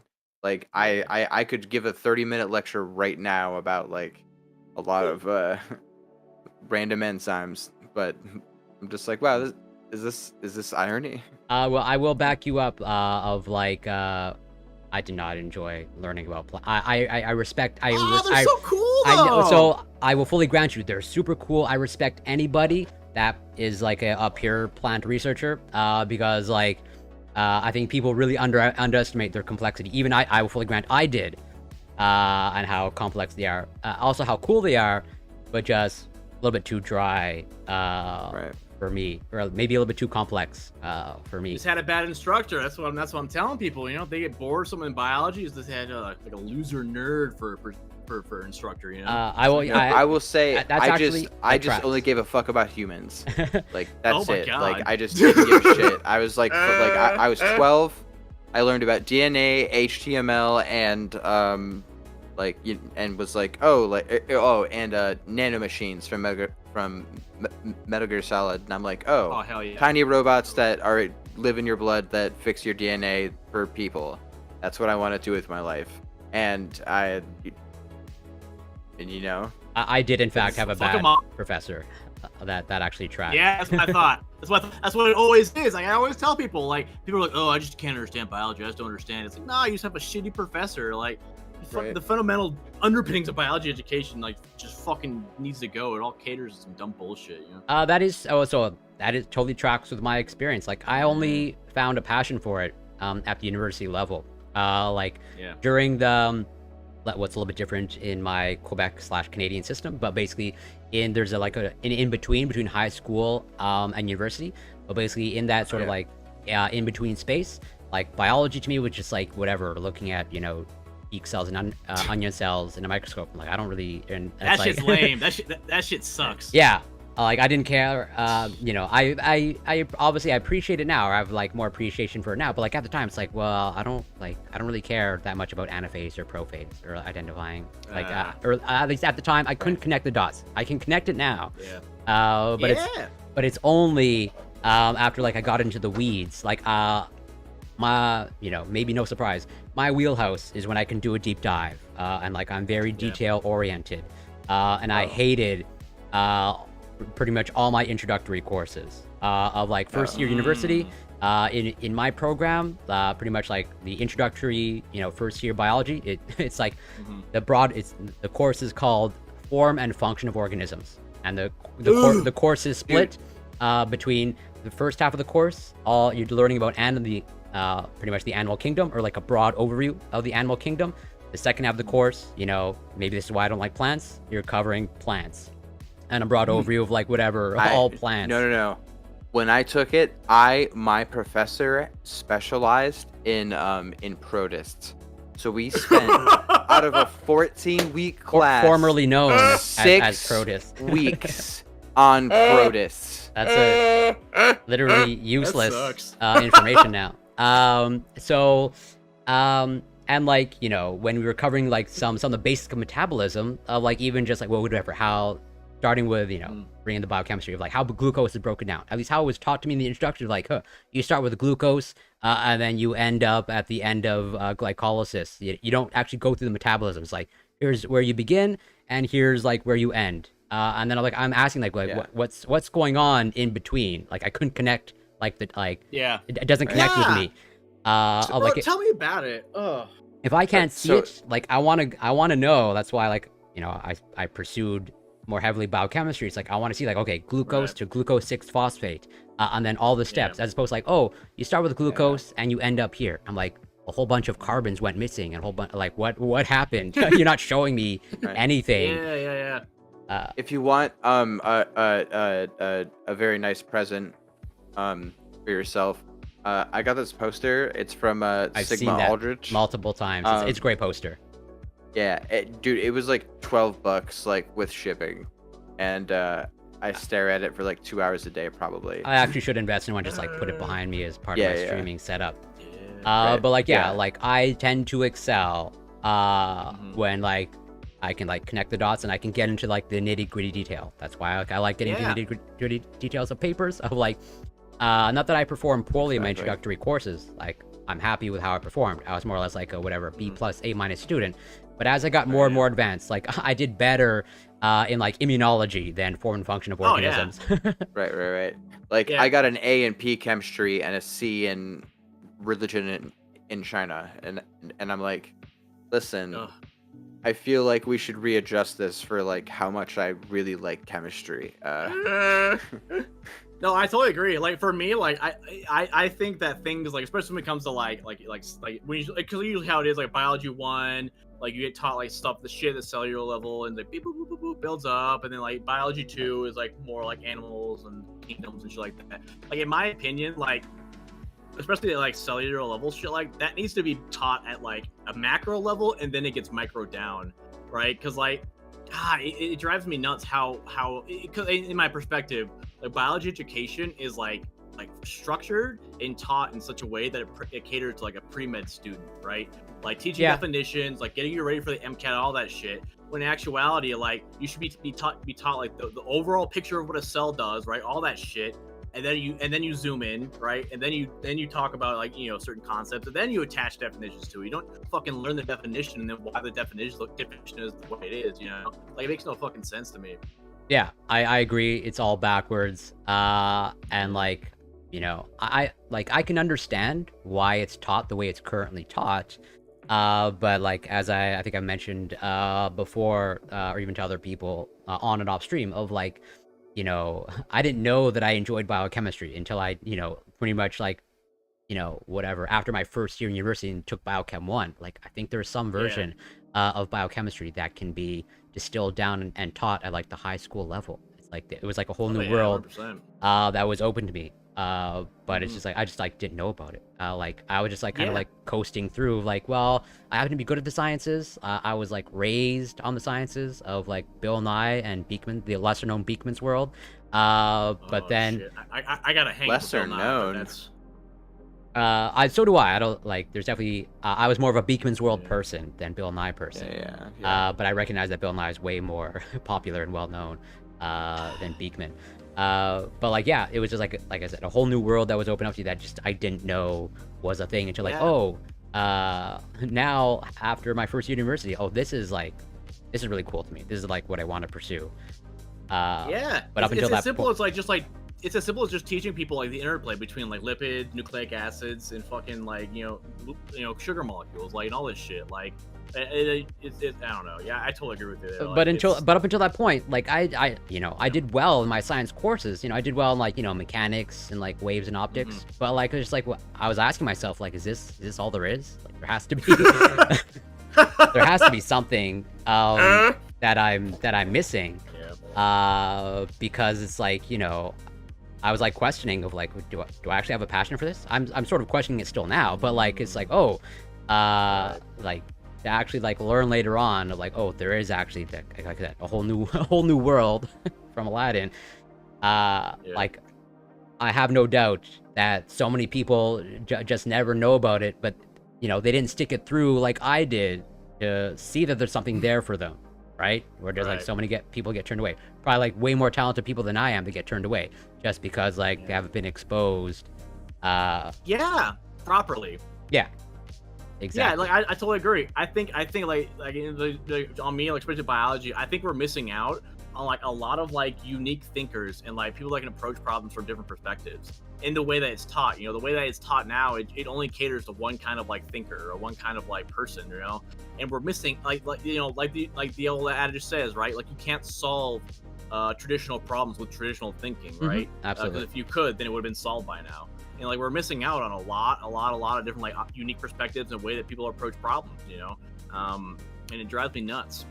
Yeah, I have a lot of thoughts about that, and like that's why it's like, you know, this is just like my attempt to like make science more accessible, or at least somewhat more approachable, because I think, you know, scientists understandably, you know, they're siloed away in their labs, but just as there should be more scientists engaging with the public, there should be scientists engaging with other scientists, but like there's not as much crosstalk, let's say in like the Department of Chemistry and like the Department of Biology, of like we're just like we're all hyper competent in our own spaces, but there's probably like sometimes, you know, it takes there are many examples of like it takes the way a chemist is taught and their way of thinking to solve a biological problem, and vice versa.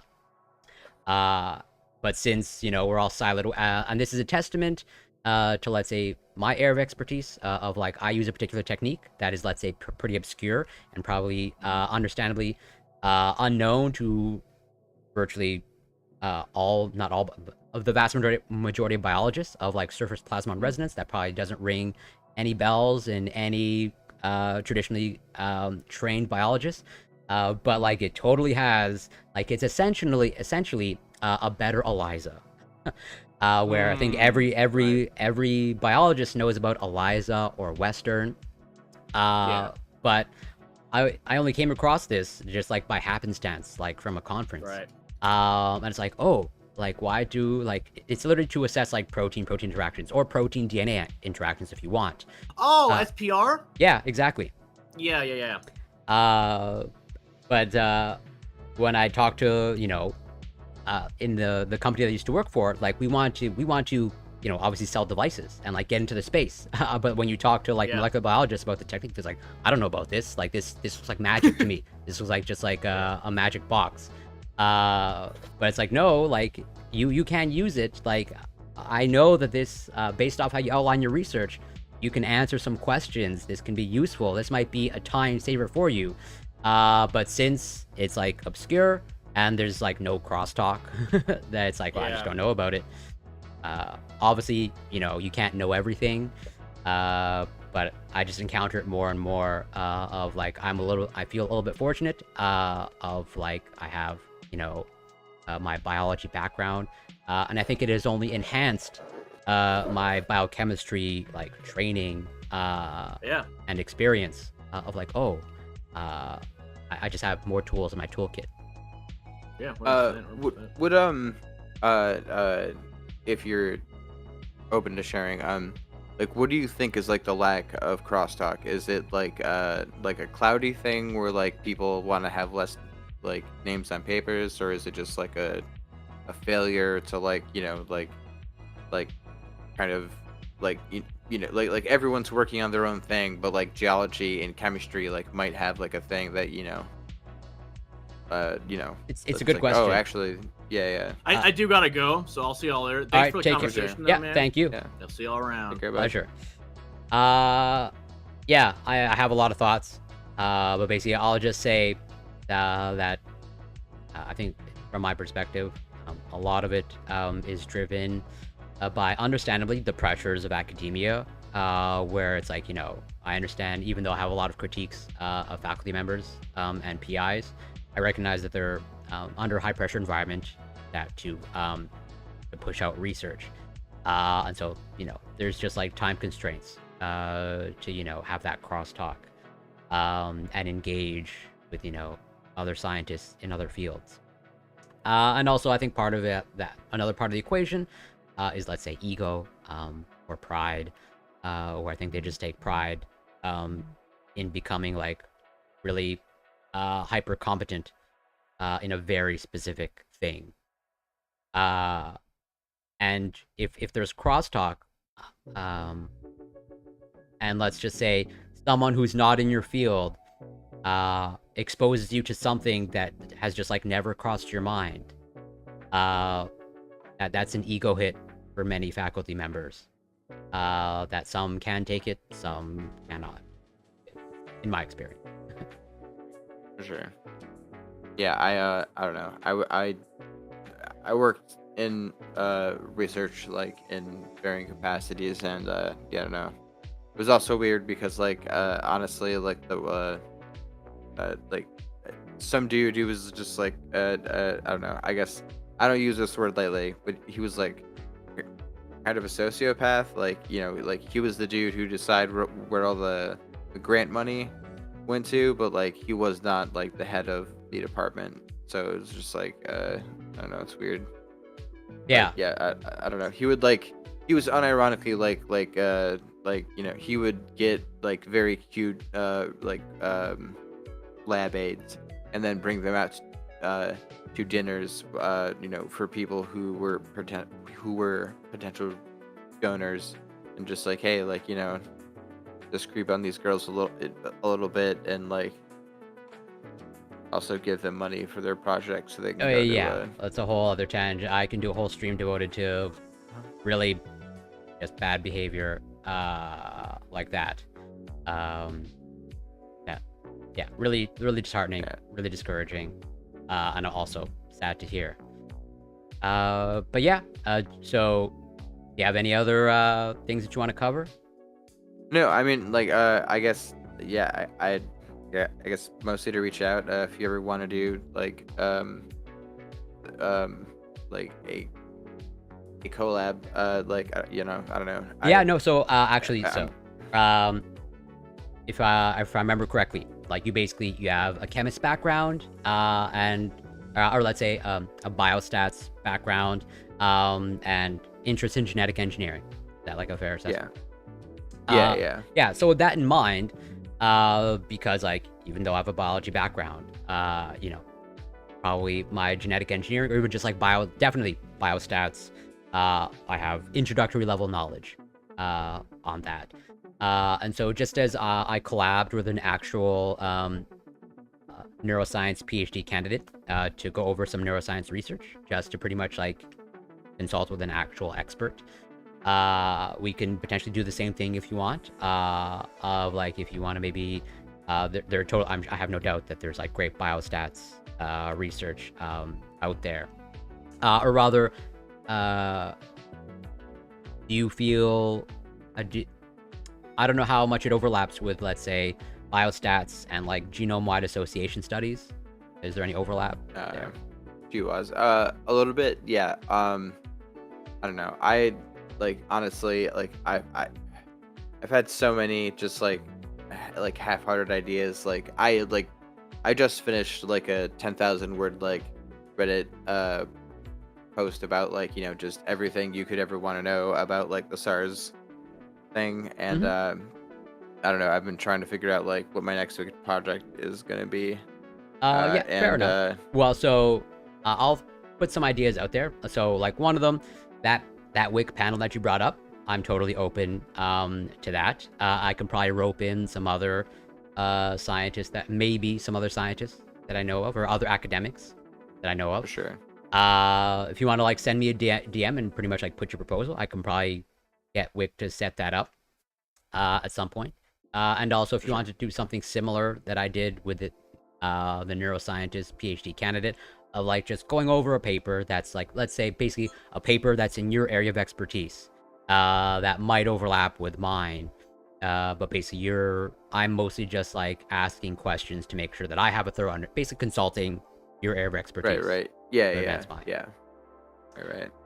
Where if you want to like go over a paper, that's pretty much exactly what I did with the neuroscientist, of like, hey, this is basically a paper in your area of expertise. There's a little bit of overlap with mine, but I'm basically just like consulting you as the expert, and hopefully asking good questions about how to understand the paper. And I think they liked it. I got good feedback. They're open to doing it again. So if you want to do something like that, I'm totally open to that. Oh, yeah. Would super be down. Yeah, I'm just like trying to find like reasonable people to talk to, because like I swear to God, there's got to be at least, you know, at least a couple. I will make no claims that I'm a reasonable person, but yes, there are, from my estimation, out there in the Twitch space, some reasonable people. But yeah, it's a pleasure to meet you. Thank you so much for reaching out. And like I said, if you ever want to do anything in the future, or if you want to actually pursue what I put on the table, just shoot me a DM. Yeah, for sure. Yeah, I'm about to go do a bunch of admin stuff. So, yeah. All right. Take care. Be well. Pleasure.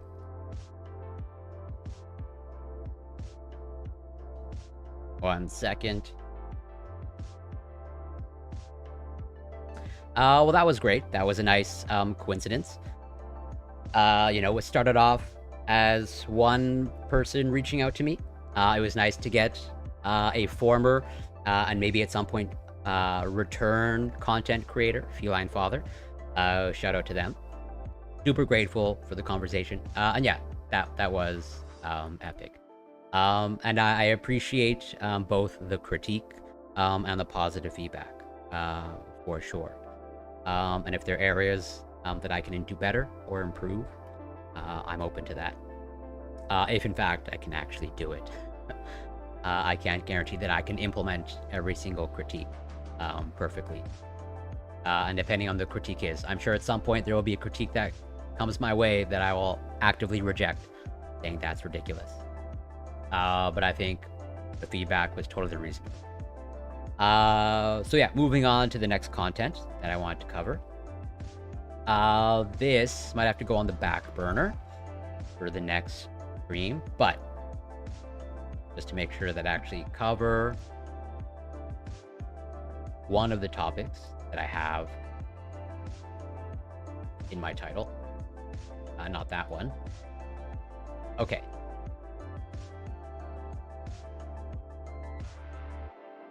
Yeah, that was great, Mr. Dr. Darko. Super appreciated. Okay, so I have this preprint, okay? But it's basically, well, it is this paper. Published in Nature Neuroscience. So published a couple months ago, May 1st. Semantic reconstruction of continuous language from non-invasive brain recordings. So that's why it's his title, but I wasn't able to get, basically I was only able to access the preprint, which I think is pretty much the, so, I was able to access the non-peer-reviewed version of it, but I think the actual peer-reviewed version is like the exact same, just formatted differently.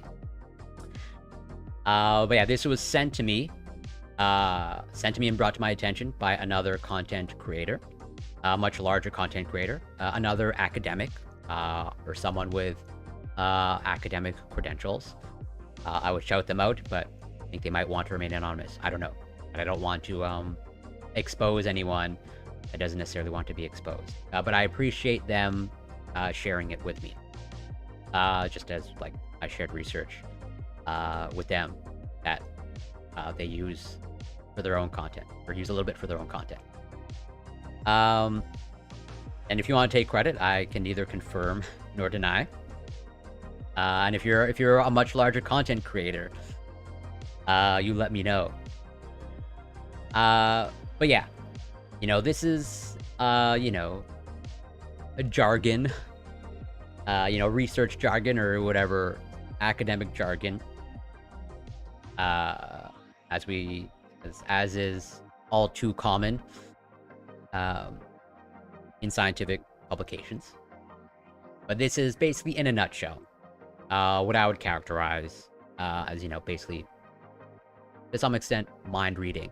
Not actually whatever psychic mind reading, but basically it looks like, and this is just my interpretation, this is just like my understanding of this paper that is not my area of expertise. This is just my sort of like zoomed out how I interpret the research. But basically from brain scans,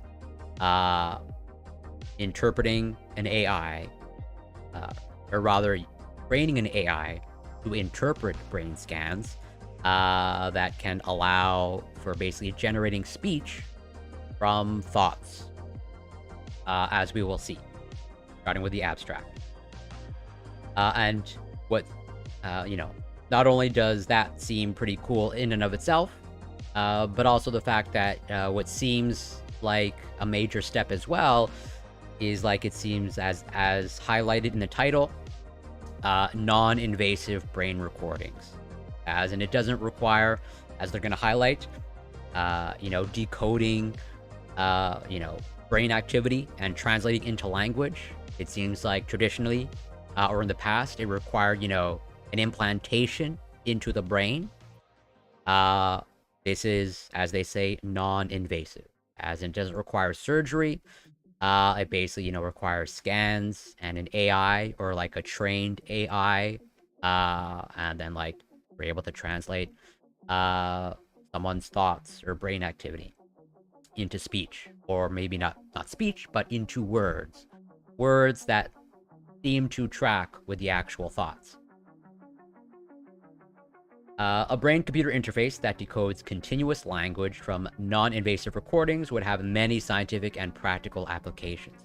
And also, as they will highlight, potential moral or ethical implications. Currently, however, decoders that reconstruct continuous language use invasive recordings from surgically implanted electrodes. Okay, so like it looks like conventionally or in the past, to go from brain activity to again text or speech requires an invasive surgical implantation. While decoders that use non-invasive recordings can only identify stimuli from among a small set of letters, words, or phrases. Here we introduce a non-invasive decoder that reconstructs continuous natural language from cortical representations of semantic meaning, recorded using functional magnetic resonance imaging. Given novel brain recordings, this decoder generates intelligible word sequences that recover the meaning of perceived speech. Imagined speech, and even silent videos, demonstrating that a single language decoder can be applied to a range of semantic tasks. To study how language is represented across the brain, we tested the decoder on different cortical networks and found that natural language can be separately decoded from multiple cortical networks in each hemisphere. As brain-computer interfaces should respect mental privacy, we tested whether successful decoding requires subject cooperation, and found that subject cooperation is required both to train and to apply the decoder. Our study demonstrates that continuous language can be decoded from non-invasive brain recordings, enabling future multi-purpose brain-computer interfaces. So, like, yeah, they're sort of touching upon maybe some of the ethical or moral implications of as the terminology they use, mental privacy. The right to keep your thoughts to yourselves and not have them, interpreted or translated for the world at large. And so, as we'll see, as we, let's say, dive in a little bit deeper, but I'm not going to dissect the entire study because I'm absolutely not qualified to do so. Definitely some of the data here is not data that I'm used to, or is explicitly not data that I'm used to. But yeah, as you'll see, they basically train the AI, or what they call the decoder. So like the participant or the participants, they basically need to engage with the decoder and kind of like train it of like, hey, this is kind of like my sort of unique fingerprint of my brain activity, or what my brain activity looks like as I'm like reading this thing or listening to this thing or watching this thing. And then through, what looks like pretty intensive training, then from there, they can kind of like cold read the thoughts or the brain activity. But then as they say, and as I just went through, if the subject doesn't cooperate, or basically can an untrained decoder, read the thoughts or interpret the brain activity? It looks like for now, no. But as you'll see in the discussion of the paper, they kind of like basically say like, yeah, currently it requires the participant to cooperate in like the training of the decoder. But that might not always be the case.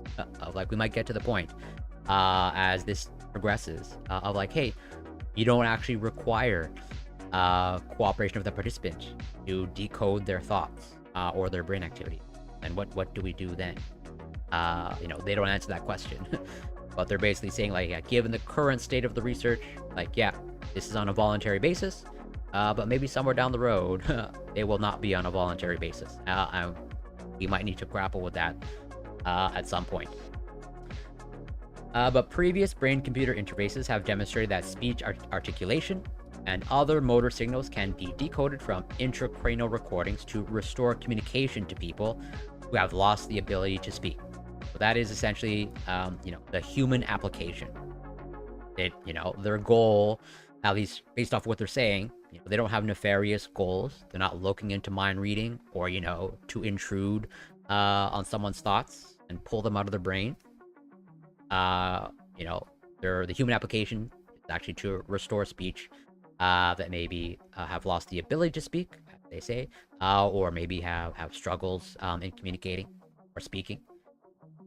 While effective, these decoders require invasive neurosurgery, making them unsuitable for most other uses. Non-invasive language decoders could be more widely adopted and may eventually help all people interact with technological devices through thought. We introduce a decoder that takes non-invasive fMRI brain recordings and reconstructs arbitrary stimuli that the subject is hearing or imagining in continuous natural language. To accomplish this, we need to overcome one major obstacle: the low temporal resolution of fMRI. While fMRI has excellent spatial specificity, the blood oxygen level dependent or bold signal that it measures is notoriously slow. An impulse of neural activity causes bold to rise and fall over approximately 10 seconds. For naturally spoken English, over 2 words per second, this means that each brain image can be affected by over 20 words. Decoding continuous language thus requires solving an ill-posed inverse problem, as there are many more words to decode than brain images. Our decoder accomplishes this by guessing candidate word sequences, scoring the likelihood that each candidate evoked the recorded brain responses, and then selecting the best candidate. So this is understandably, at least in my mind, kind of like a lot of, or at least some technical jargon, or rather, I would say, a little bit of a confusing way of putting it, at least to me. I kind of like had to reread this a couple of times to interpret what they're saying. And even then, I might still be misunderstanding it. But the way I understand it, which could be wrong, of like basically there's this time aspect. Like we're trying to monitor someone's thoughts. And basically the way someone thinks or speaks is understandably way faster than, you know, a brain scan. Or like the temporal resolution of a brain scan. Of like you're scanning someone's brain, but you know, someone is basically, there's a lot of information, there's a lot of activity in the brain that needs to be, in this case, decoded or interpreted, or like translated into speech.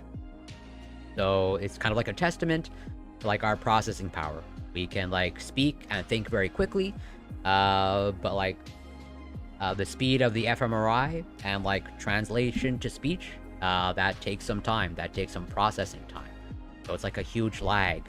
Like basically, how do you match it, or how do you get it close to match in real time of like the words that you say versus the words that are translated or decoding.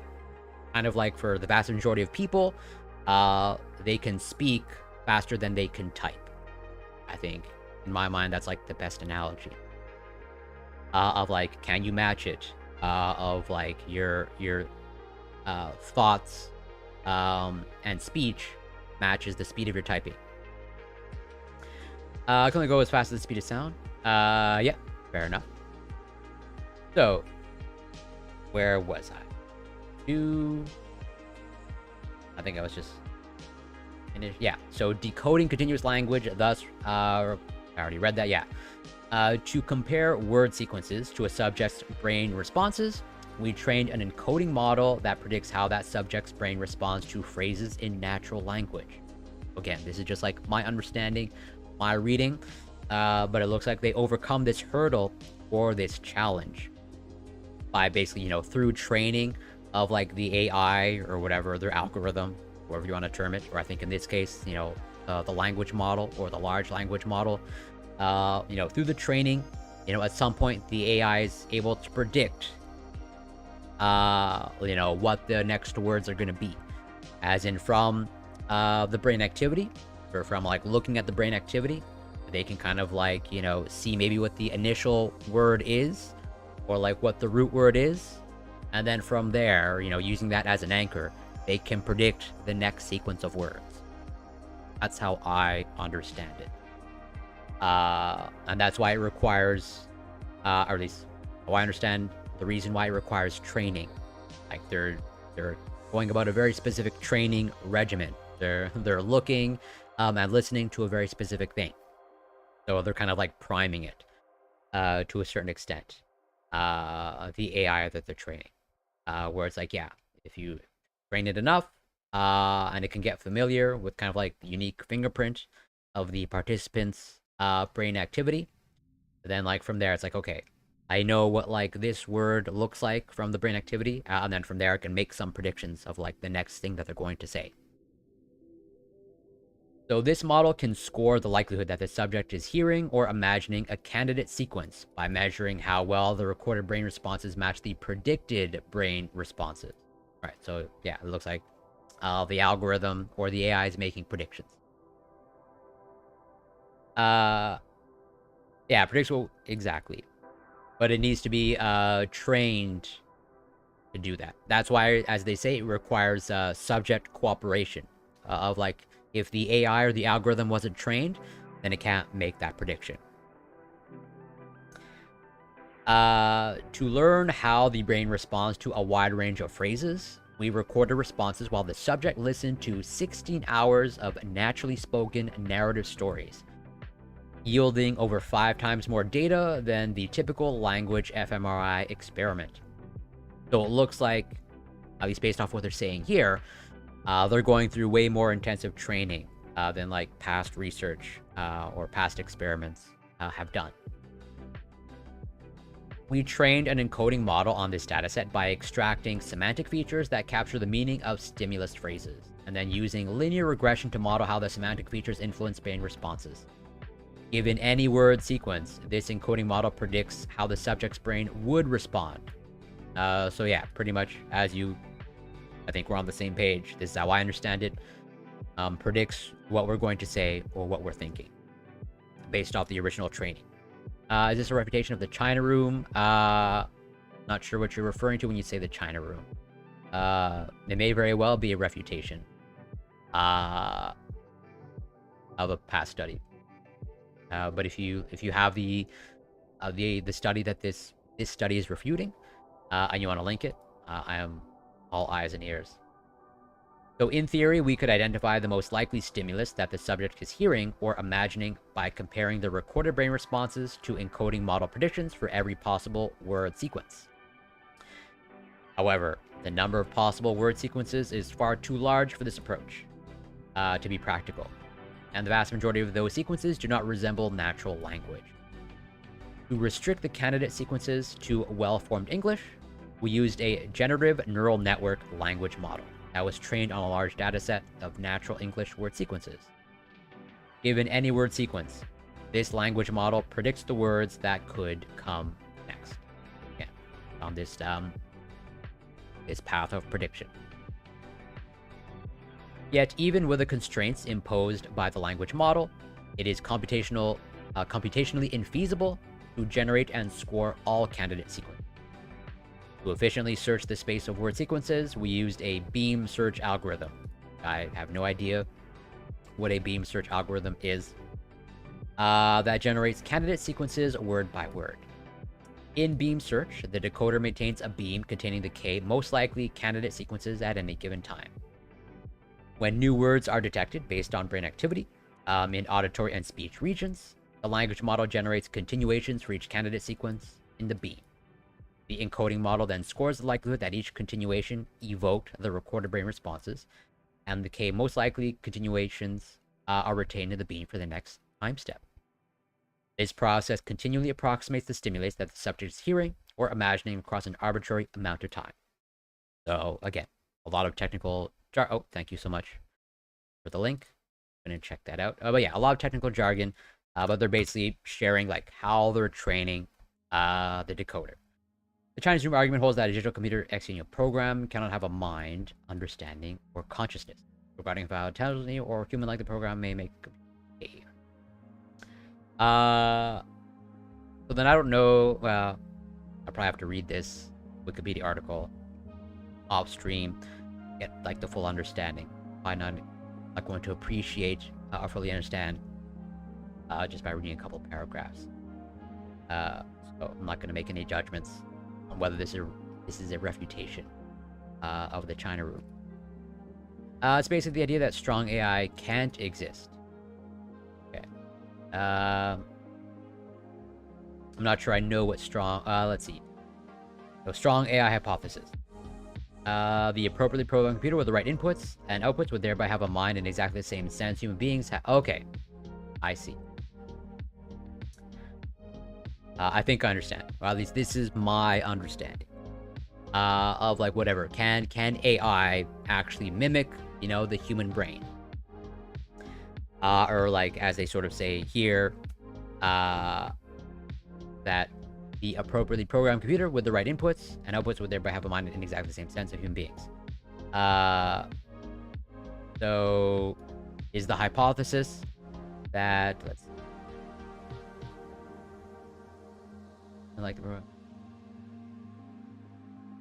okay, so like basically the Chinese room argument is that like, yeah, well basically we won't be able to mimic the actual human brain.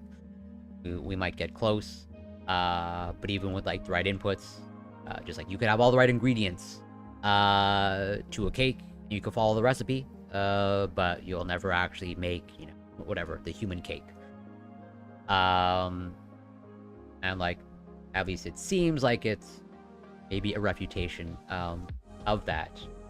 But I guess it depends on like,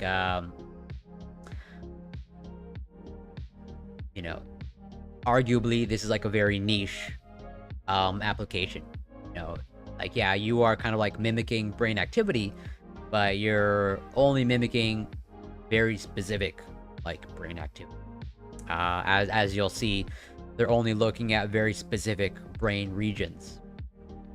And that's actually one of the challenges, or one of the, let's say, the challenges that they highlight, or one of the things that they highlight, is like, yeah, given the fact that they need to monitor or look at the brain activity in multiple regions, not the entire brain, but I think they look at 3 specific regions, that it might be more efficient, but they're looking at 3 specific regions for a reason, because it seems like that's the let's say the only way that they can decode what's going on.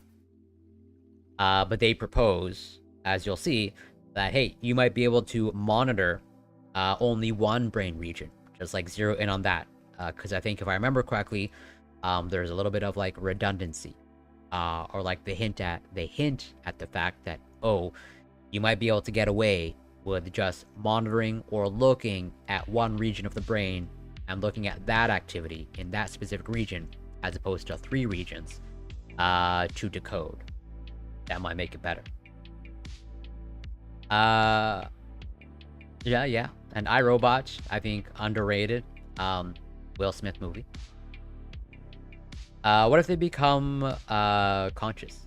Well, I think just as there's ethical and moral implications here in terms of, privacy of your thoughts.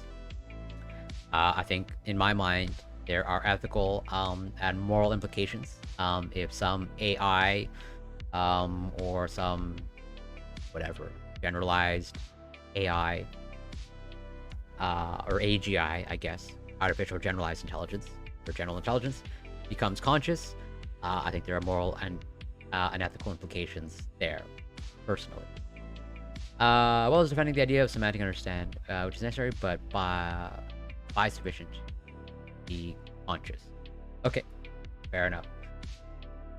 We trained decoders for 3 subjects and evaluated each subject's decoder on separate single trial brain responses that were recorded, while that subject listened to novel test stories that were not used for model training.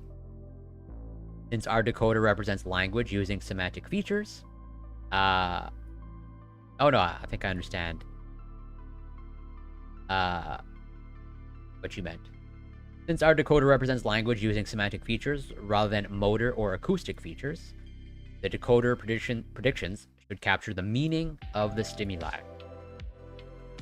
Results show that the decoded word sequences capture not only the meaning of the stimuli, but often even recovered exact words and phrases. To quantify decoding performance, we compared decoded and actual word sequences for one test story using several language similarity metrics. Standard metrics like word error rate, BLU, and Meteor measure the number of words shared by 2 sequences. However, because different words can convey the same meaning, for instance, we were busy and we had a lot of work, we also used BERT score, a newer method which uses machine learning to quantify whether two sequences share a meaning. Story decoding performance was significantly higher than expected by chance under each metric, but particularly BERT score. Most time points in the story had a significantly higher BERT score than expected by chance, and could be identified from other time points, based on BERT score similarities between the decoded and actual words. Okay. So, again, not my area of expertise. This is just like my sort of like zoomed out cursory understanding, or like broad overview understanding of what they're doing. Like they're basically assessing the quality of their decoder.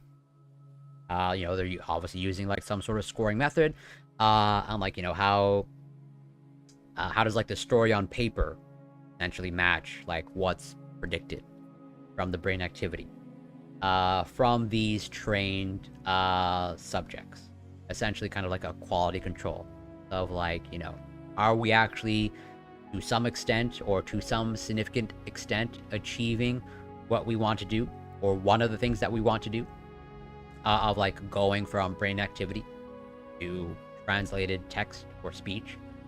So they're starting with a known. That's why, as they say, they're using a specific story, but novel test stories, and they're using that as kind of like a reference, basically.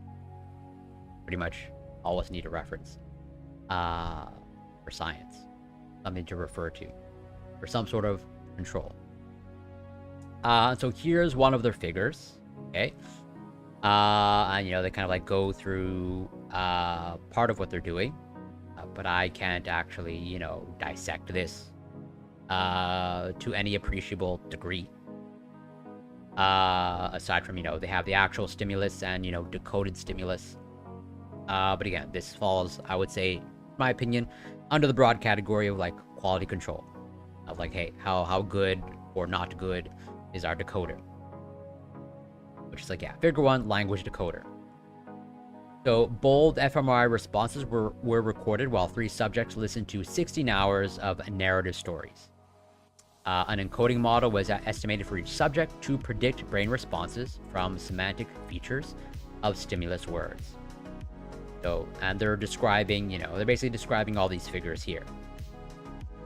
And then, yeah, to reconstruct language from novel brain recordings, the decoder maintains a set of candidate word sequences. When new words are detected, a language model proposes continuations for each sequence, and the encoding model scores the likelihood of the recorded brain responses under each continuation. The most likely continuations are retained.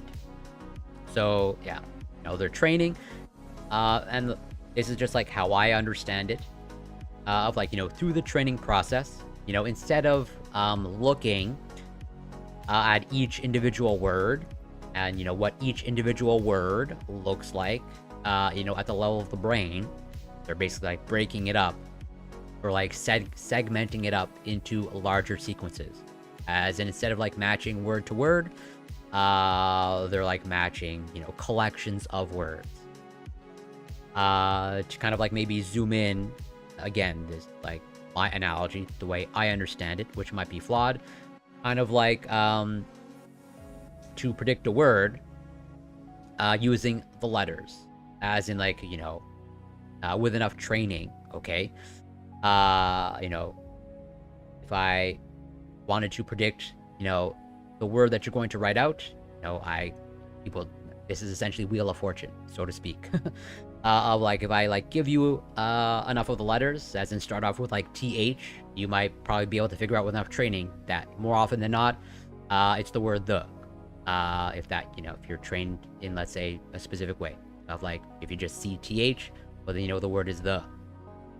In my mind, that's rough overall what they're doing. Of like, oh, okay, well, instead of like, again, word for word, it's a collection of words, and then like if I'm able to like pinpoint a word, then I guess look at my database of collection of words or segments of, let's say, phrases, then I can make some probably reasonable predictions, or really accurate predictions of like what the sequence of words are going to be based off of that one word. Just as I might be able to predict an entire one word from a collection of letters.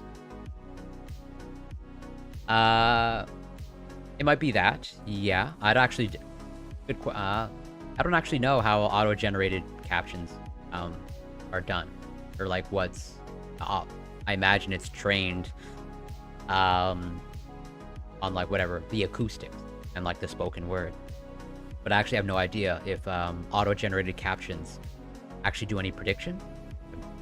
Yeah, no idea. If there is any prediction that occurs with auto-generated caption, I would say that that's pretty cool. So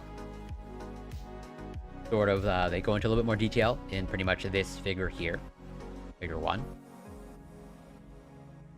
The decoding results shown in figure 1 use responses from many different cortical regions to achieve good performance. Right, so as I sort of alluded to earlier, they're looking at multiple brain regions. They're not just like zeroing in on one specific brain regions. I think that's hinted at in the figure. Yeah. So like hopefully you can see my cursor. But you know, basically in the images of the brain, you know, they have the colored boxes. So it's at least 3 brain regions. I think maybe even yeah, I think at least 3, maybe more. But basically multiple brain regions, I think is the important message. This builds upon earlier reports that most parts of cortex contain some representations of language meaning. However, it is unclear which cortical networks represent language in sufficient detail to decode complete word sequences, and whether different networks or hemispheres play complementary or redundant roles in language processing. To answer these questions, we partitioned brain data into 3 cortical networks: the classical language network, the parietal temporal occipital association network, and the prefrontal network, and separately decoded from each network in each hemisphere. Okay, so it seems like might be 6 regions in total. I think that's my understanding of like 3 regions in each hemisphere. You know, both right and left hemisphere. And I think that's sort of what this figure alludes to, but I could be wrong. But I don't know that it's super critical to know exactly how many brain regions that they're looking at. But they're basically asking the question of like, you know, could you get away with only looking at basically less or not as much of the brain? You know, what's the minimum amount that you have to monitor in order to decode brain activity into whatever speech or language or text? So decoder predictions from each network in each hemisphere were significantly more similar to the actual stimulus than expected by chance. One-sided non-parametric tests, figure 2. Notably, we successfully decoded continuous language from association and prefrontal networks without using any information from the classical language network, except to detect when new words occurred.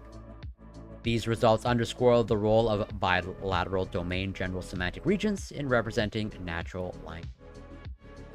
The one possible explanation for the successful decoding from multiple networks is that these networks encode complementary representations, such as different semantic categories, in a modular organization. If this were the case, different parts of the stimulus may be decodable from each individual network, but the full stimulus should only be decodable from the whole brain. So it's like, well, so this is my understanding, my reading. Although, whatever, second or third reading at this point. Of like, yeah, to decode, or like for the full decoding, they're basically, from my understanding, they're basically saying like, hey, this part of the brain region seems to be responsible for like this part of language, or like basically, you know, to generate full language, it requires multiple brain regions. Now, you know, if you can think of, let's say, language as, you know, a puzzle, you know, a completed puzzle, they're basically correlating, my understanding, you know, this part of the brain is responsible for solving this part of the puzzle for language. This other part of the brain is responsible for solving this other part of, fully developed language. But like, yeah, different networks might encode redundant representations. As in my understanding, there might be some overlap of like, hey, it's not like fully compartmentalized, as in maybe, 2 parts of the brain are, providing the same puzzle pieces to solve the overall puzzle. And that's why, if this were the case, if there's enough redundancy, the full stimulus may be separately decodable from each individual network. So, like, hinting at, like, they're decoding, monitoring multiple brain regions, but maybe at some point, as mentioned earlier, they might just be able to get away with just, like, monitoring, like, less regions.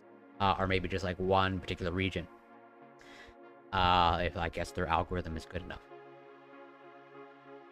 To differentiate these possibilities, we first computed the time course of decoding performance for each network, and found that most time points that were significantly decoded from the whole brain could also be decoded from association and prefrontal networks. We then compared decoder predictions across networks and hemispheres and found that the similarity between each pair of predictions was significantly higher than expected by chance. This demonstrates that each of these cortical networks represents a substantial amount of redundant information, and suggests that future brain-computer interfaces could attain good performance even while selectively recording from brain regions that are most accessible or intact. Right. I think pretty much like what I mentioned, of like, basically we might just be able to get away with monitoring less regions of the brain. There might be some, like, bare minimum that we can get to. And yeah, they pretty much, like, go over, or rather, they're giving an overview of, like, the brain regions that they're monitoring in the, I guess, the hemispheres, and I guess what each region is associated with, are, like, broken down into, like, language, association, prefrontal. But I'm not in a position to dissect or fully dissect data like this, or rather, it would require a significant time investment for me to be in a position to dissect it. But maybe at some point, I'll invest that time. But let's say the barrier to entry is super high. So, to demonstrate the wide range of potential applications for our decoder, we trained a single semantic language decoder for each subject using brain responses during story perception, and then applied it on brain responses during other tasks. So, imagined speech decoding. A key task for brain-computer interfaces is decoding covert speech that a subject imagines in the absence of external stimuli. To test whether our language decoder can be used to decode covert speech, subjects imagine telling 5 one-minute stories while being recorded with fMRI, and separately told the same stories outside of the scanner to provide reference transcripts. So it's like they're telling a story while being scanned, and then, they're basically, put the story that they're telling in the scanner, on paper. They're saying it after scanning, as they say, to provide reference transcripts.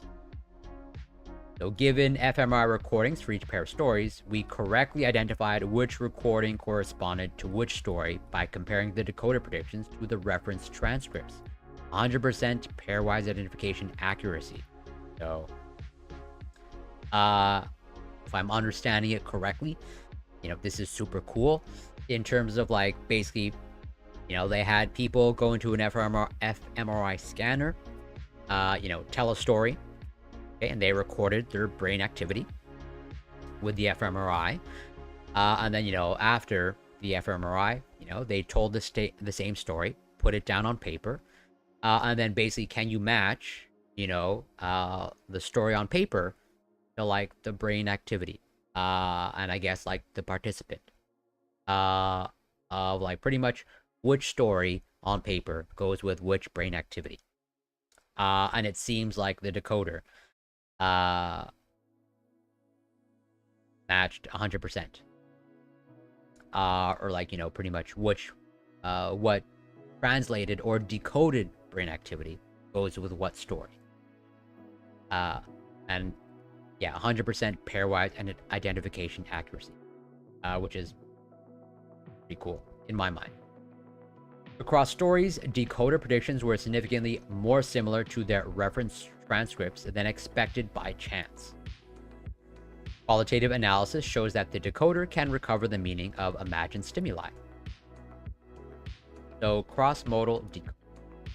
Semantic representations are shared between language and a range of perceptual and conceptual processes, suggesting that unlike previous language decoders that use mainly motor signals, our semantic language decoder may be able to reconstruct language descriptions from brain responses to non-linguistic tasks.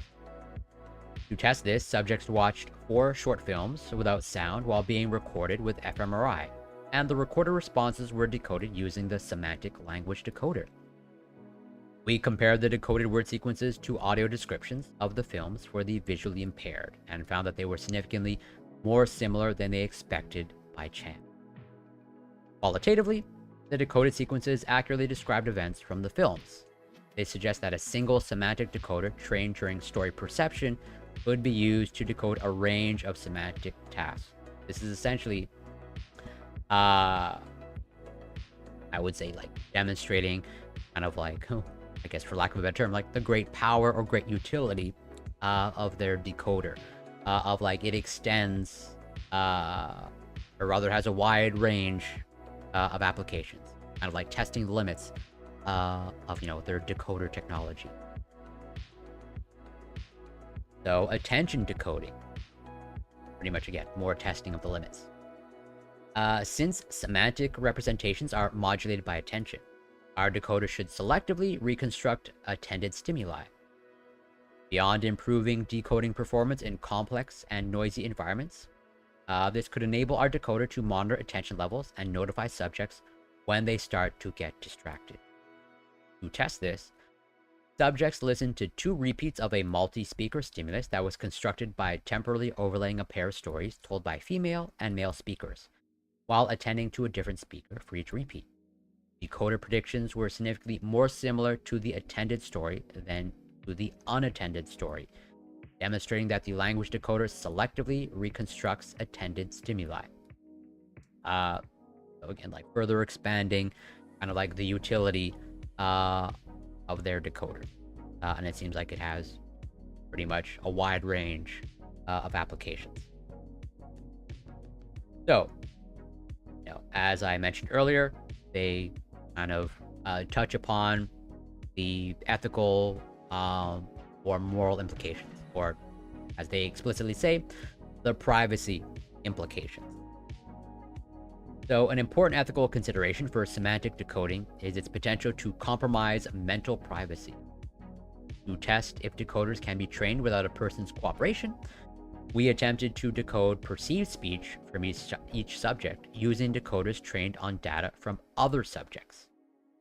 For this analysis, we collected data from 7 subjects as they listened to 5 hours of narrative stories. These data were anatomically aligned across subjects using volumetric and surface-based methods. Decoders trained on cross-subject data performed barely above chance, and significantly worse than decoders trained on within-subject data. This suggests that subject cooperation remains necessary for decoder training.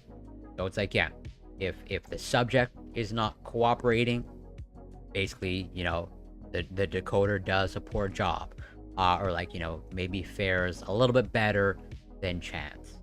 Of like, not only do you need cooperation, but you need like that training time, and you need the participant to cooperate in that training time. So to test if a decoder trained with a person's cooperation can later be consciously resisted, subjects perform 3 covert cognitive tasks: calculation, semantic memory, name and imagine animals, and imagine speech, tell a different story, while listening to segments from a narrative story. We found that performing these semantic memory tasks significantly lowered decoding performance relative to a passive listening baseline for each cortical network. demonstrating that semantic decoding can be consciously resisted. So, like, there appears to be like some ability of like, if the participant, doesn't want their brain activity decoded, or pretty much like wants to resist having their mind or thoughts read, you can basically like put up a fight. Or as they say, can be consciously resisted. But to how much and to what extent, I don't know if they fully quantify, or like if they do fully quantify it. I'm probably not in the best place to interpret it. But here, it's like, yeah, the decoder applications and private implications. So they're pretty much like saying, or they're trying to demonstrate in these figures how much they can resist. And it seems like, at least for now, okay, but they hint at it towards the end. They say for now you can resist, and if you're not a willing participant, doesn't seem to be an issue. But with future development, it might become an issue. Yeah, it is really cool. Of maybe the power of the mind, of like I don't know how much this is going to be preserved moving into the future. Resist. So yeah, that's an excellent question. So let's go over it one more time, because yeah, I'd agree with you. It's not like super clear how they're resisting.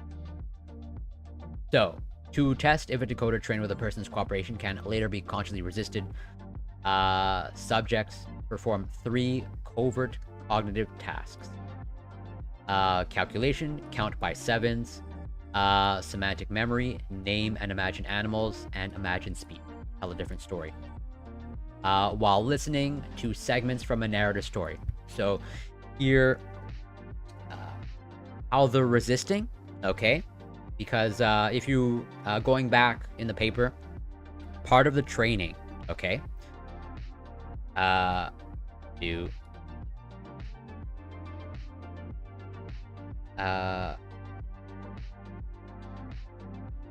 part of the training process, to get their decoder trained, they have them like pretty much they have them listen to narrative stories.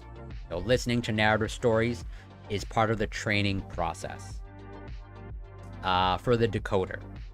And so to test their ability to resist, they pretty much repeat that narrative story training, but they have them do other tasks not related to the narrative training. They basically get them to intentionally distract themselves. That's why they outline those specific tests. Let me make sure that I can get back to it. Do narrative story. Yes, yes. I might as well just...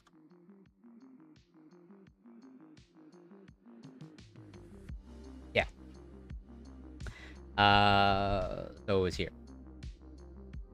So how they're resisting is like while listening to segments from a narrative story. So basically, while they're doing the training, they have them do these, what they say, these cognitive tasks. So calculation, count by sevens, or name and imagine animals, or tell a different story. So basically, as they're listening, as they're going through the training, basically doing something else so that they're not listening to the training. Or presumably, I think the intention is that they're not fully focused on the training aspect. Basically resisting the training intentionally by having them distract themselves doing different things. And as they find, well, as they're, if they carry this out, as in they basically get them to intentionally like resist what they hope is resisting, that basically the training goes poorly. And therefore the decoder pretty much doesn't perform well at all. Or pretty much like doesn't perform at all.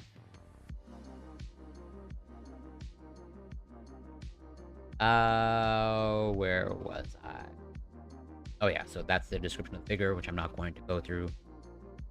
So to identify potential avenues for improvement, we assessed whether decoding error during story perception reflects random noise in the brain recordings, model misspecification, or both. So bold fMRI readings typically have a low signal-to-noise ratio. During model estimation, the effects of noise in the training data can be reduced by increasing the size of the dataset. To evaluate if decoding performance is limited by the size of our training dataset, we train decoders using different amounts of data. While decoding performance increased with the amount of training data, most of the improvement occurred by the 7th scanning session, or 7.5 hours, suggesting that simply collecting more data may not substantially improve decoding performance. So it seems like, at least based off of what they're finding here, of like there's like a plateau effect of like how much you can train the decoder, or maybe it's like some diminishing returns. It seems like there's a threshold of like, hey, if you just go through like some baseline minimum of training, you don't get any significant improvement in the decoder performance if you go above that threshold, or if you go significantly above the minimum training threshold. So low signal-to-noise ratio in the test data may also limit the amount of information that can be decoded. To evaluate whether future improvements to signal trial fMRI signal-to-noise ratio might improve decoding performance, we artificially increased signal-to-noise ratio by averaging brain responses collected during different repeats of the test story. Decoding performance slightly increased with the number of average responses, suggesting that some component of the decoding error reflects noise in the test data. Okay, yeah, so there's, let's say, given some, let's say, flaws in the quality of data. It's basically being passed on to, the decoder. Basically, since we're working with imperfect data, some of the imperfections of the decoder can be traced back to imperfections in the quality of the data. Finally, to evaluate if decoding performance is limited by model misspecification, such as using suboptimal features to represent language stimuli, we tested whether the decoding error follows systematic patterns. We scored how well each individual word was decoded across 6 test stories and compared the scores to behavioral word ratings and dataset statistics. If the decoding error were solely caused by noise in the test data, all words should be equally affected. However, we found that decoding performance was significantly correlated with behavioral ratings of word concreteness, suggesting that the decoder is worse at recovering words with certain semantic properties. Notably, decoding performance was not significantly correlated with word frequency in the training stimuli, suggesting that model misspecification is not primarily caused by noise in the training data. Our results indicate that model misspecification is a major source of decoding error, separate from random noise in the training and test data.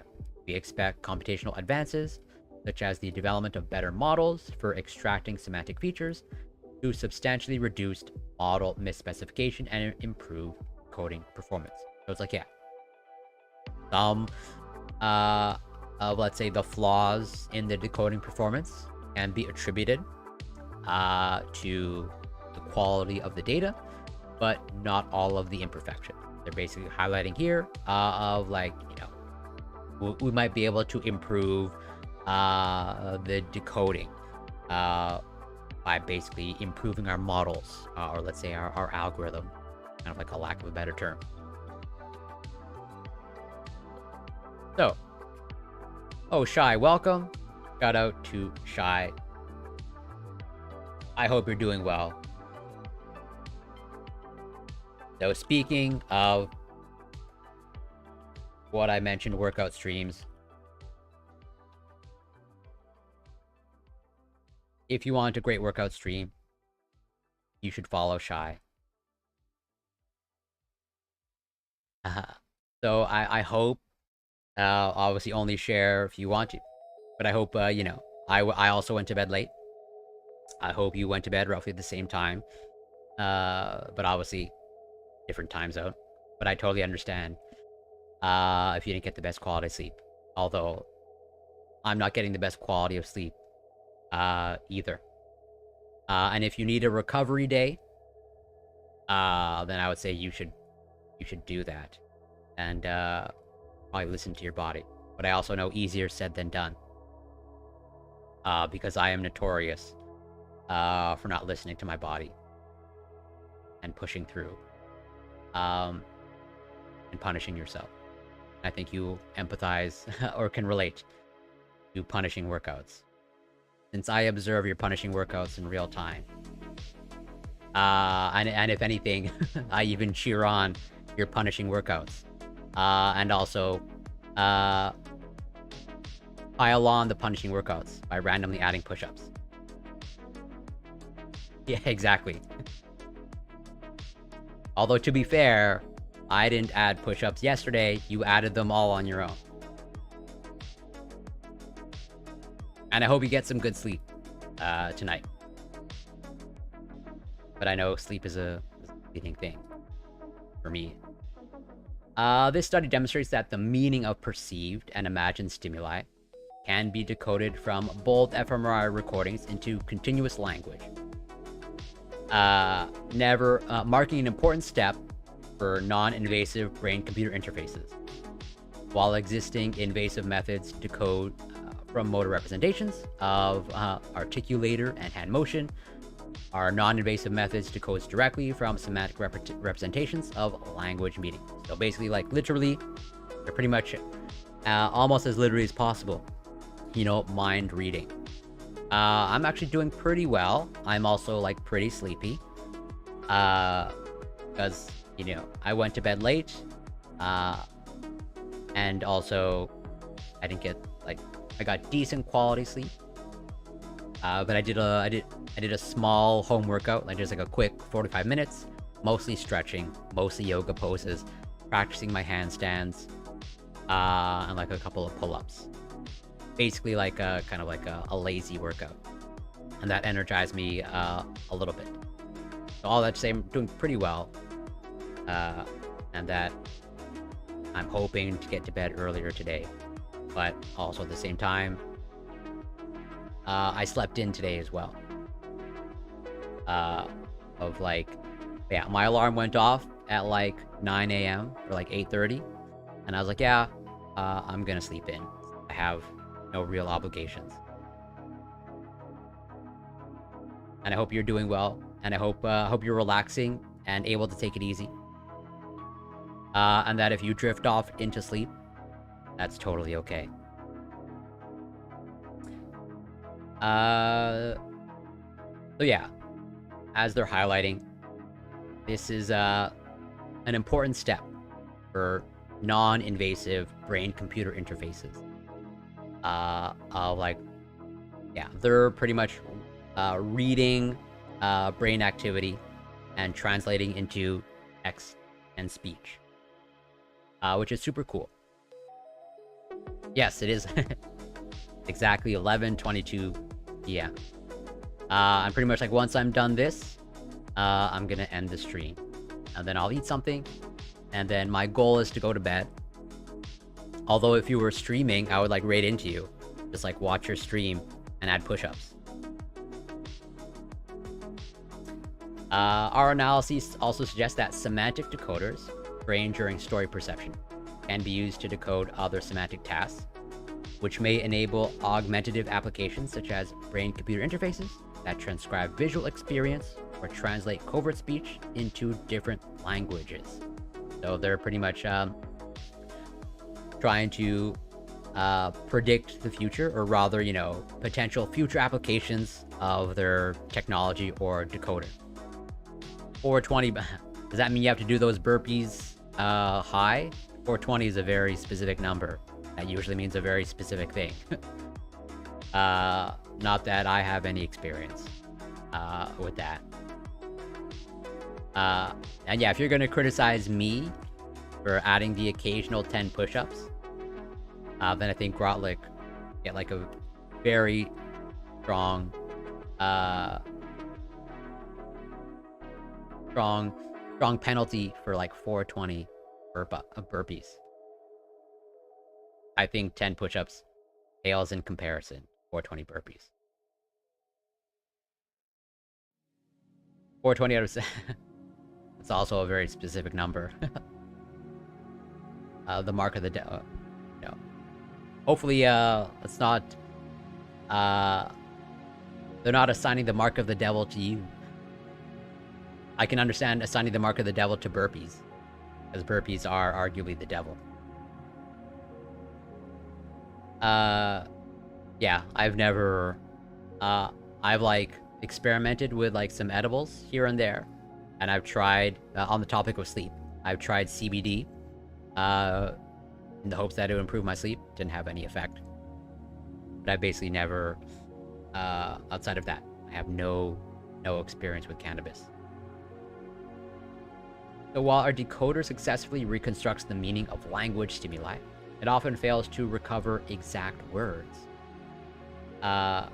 This high, I think this is word error rate, for novel stimuli is comparable to out-of-set performance for previous invasive decoders, indicating that this loss of specificity is not unique to non-invasive decoders. In our decoder, loss of specificity may occur because different word sequences with similar meanings can evoke similar semantic representation. Future decoders may benefit from modeling language stimuli using a combination of semantic features and lower-level features such as phonemes or acoustics, which can't remember offhand what phonemes are. But like, yeah, they're basically highlighting the fact, you know, basically, even though there's a lot of success in their decoder, you know, it's not a perfect decoder of brain activity. And they're highlighting, you know, pretty much where can they improve, whether they make those improvements or whether other research groups make the improvements. One other important factor that may improve decoding performance is subject feedback, right? Because like during the training of like their decoder, they're basically having the people listen to narrative stories, and it doesn't seem like they're interacting with the decoder. So previous invasive studies have employed a closed-loop decoding paradigm, where decoder predictions are shown to the subject in real time. This feedback allows the subject to adapt to the decoder, providing them more control over decoder output. While fMRI has lower temporal resolution than invasive methods, closed-loop decoding may still provide many benefits for imagined speech coding. So it seems like potentially they might be able to, you know, kind of like improve the training or their decoding kind of like abilities. If again, they don't just train the people by listening to stories, they actually have them like look and interact, you know, with the decoder or like with the algorithm, basically providing the feedback to the decoder, so that instead of the decoder fully adapting to the participant, this is basically like a meeting halfway the decoder, or like the algorithm, of like, hey, instead of like the algorithm or the decoder purely interpreting the brain activity of the subject, the subject can interact with the decoder and like do some adaptation to it. And there is some precedent for that. I think that occurs with like, I'll probably cover it on other content. But like, I think this happens, if I remember correctly, with like, we're using brain computer interfaces to allow people to like pretty much use artificial limbs for like walking, or like, you know, arm movement, etc., etc.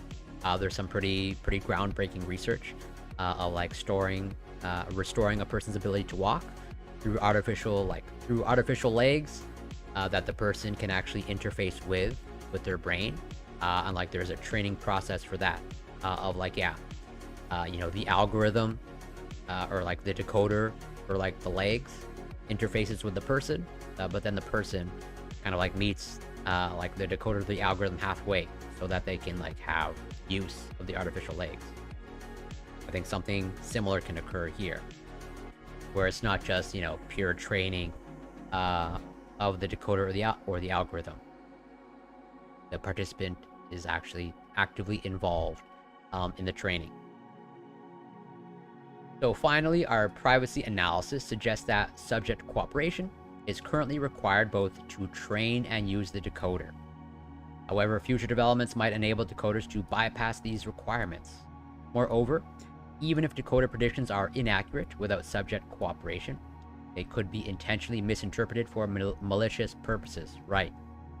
So, as they're highlighting here, and pretty much as they're closing out, kind of like some of the ethical or moral implications or privacy implications, because like they're basically, this is like the foundation of mind reading technology. And so it's like, as they're hinting at here, as of right now, given the current state of like the research or the state of the technology, we cannot, read someone's thoughts unless, there is some willingness on the participant, or like the participant is cooperating in some fashion. And that right now, the participant, or maybe in this case the victim, has the ability to resist, or some ability to resist, having their thoughts being read by their decoder. But then they're also expressing the concern that might not always be the case. And also, there's the potential issue of, like, as they say, the decoder makes mistakes. And that basically you might have a case of like basically the decoder lying, or someone making the claim that the decoder is lying, or like basically someone's thoughts being mistranslated, as in they're actually thinking something and like they know what they're thinking, but the decoder or the algorithm is actually translating something different, or making the claim that they're translating something different. Again, I think that opens the door to a whole host of other ethical and moral implications. So as they close out, for these and other unforeseen reasons, it is critical to raise awareness of the risks of brain decoding technology and enact policies that protect each person's mental privacy. I wouldn't have thought even just a few years ago, we might be on the cusp of having our mental privacy invaded. Right now, based off of this research, your mental privacy is invaded on a voluntary basis. But we might have to grapple at some point of like what happens when the technology is there, of like your mental privacy can be involuntarily invaded, and that maybe your thoughts aren't your own. So yeah, I think super cool research in my mind, but also, super, in some sense, super serious, or with like a lot of implications. How can we ensure privacy, consent, and prevent potential so that is an excellent question. I think that's like the question, because they are making a recommendation, right, at the end, as they close out, basically like their last sentence. Let me get to it.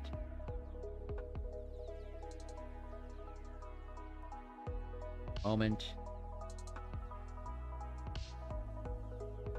It's like, yeah, so raise awareness of the risks, and like, yeah, enact policies that protect your mental privacy. Not your physical privacy, like your brain activity privacy. Wild to think about.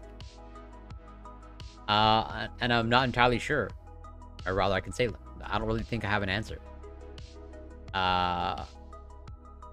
Because like, well, first of all, as of right now, okay, it at least requires fMRI. Like, yeah, it's non-invasive, but non-invasive in this case means, you don't require surgical implantation of something into your brain. From what I can tell, you still need to go into a brain scanner, or specifically an fMRI. And so like some sort of brain activity, or some sort of fMRI output needs to be shown to the decoder. So there is some level of privacy in the sense that unless they're gonna force you into an MRI machine. Oh, and welcome Louis 13. Hope you're doing well. Thank you so much for passing by. And I actually did not know that, but the more you know. Doesn't surprise me. You seem like a smart individual, a sharp individual. So it's like, yeah, unless they're like forcing you into an fMRI machine, you know, there's, let's say, your privacy is intact. Because, you know, they have to like actually strap you down and like force you to have your brain scanned. We're not quite at the place yet. And from what I understand, it's a much greater technical challenge to go from like, you know, reading brain waves, or like, you know, just holding up something to your skull, and having those thoughts translated or decoded. So like, you know, you can, I think you can rest easy for now. But there is the potential, of like, you know, people have their brains scanned, voluntarily as part of routine, you know, medical care or medical practice. So like, you know, we might get to a point maybe of like, you know, we need to protect, you know, your medical records if you've had, you know, if you've been subjected to an fMRI of like, hey, I mean, your medical records should already be protected now. But yeah, it might need to go a step further of protecting it from, you know, your brain scans from an fMRI being decoded, or being decoded against your wishes or your consent. I mean, thankfully, at least generally speaking, in developed countries, medical records are usually kept quite private, or there's like a lot of barriers to go through to access someone's medical records. But like, yeah, we might get to a place like that. But to answer like this specific question of like fMRI and like the potential misuse, I think that's what we're grappling with now. Of like, how do we deal with AI and all of the questions that come with a lot of the applications that AI has. And I cover a decent amount of AI research, and I plan to cover more. I have a lot of AI research on the back burner that I want to cover. Most of it is, let's say, good in terms of like, you know, AI improving productivity, AI improving medical diagnosis. I've covered past research of like AI, or let's say, you know, large language models being better at answering patient questions than actual doctors. A little bit strange, but, you know, in context makes sense. Of like, you know, an AI can actually take the time to type up or output a detailed and empathetic answer, as opposed to, you know, if you email your human doctor, they're probably in a rush, and they want to compose like the shortest email possible, that's just like direct and to the point and broken down into bullet points. And well, if you want to ban fMRI scans, well, there's a whole host of implications associated with that. But yeah, that's most of what I wanted to cover. Even though I intended to cover this last time and put out the back burner, I'm gonna have to put it on the back burner again, because the viewer call-in, this is not a complaint, just an observation. Just took longer than I anticipated, because like I really enjoy the chat and the feedback, both the positive feedback and the critique. Super grateful for that.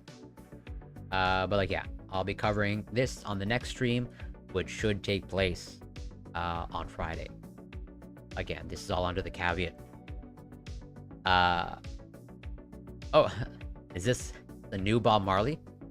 Or is this like, did you get banned? Did Bob Marley #1 get banned?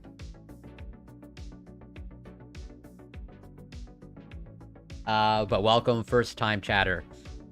Unless this is a brand new Bob Marley, some impersonator. But let's see if I can find someone to raid. But yeah, I'll be covering this on Friday, along with a whole host of other content. there is a Bob Marley number one, absolutely.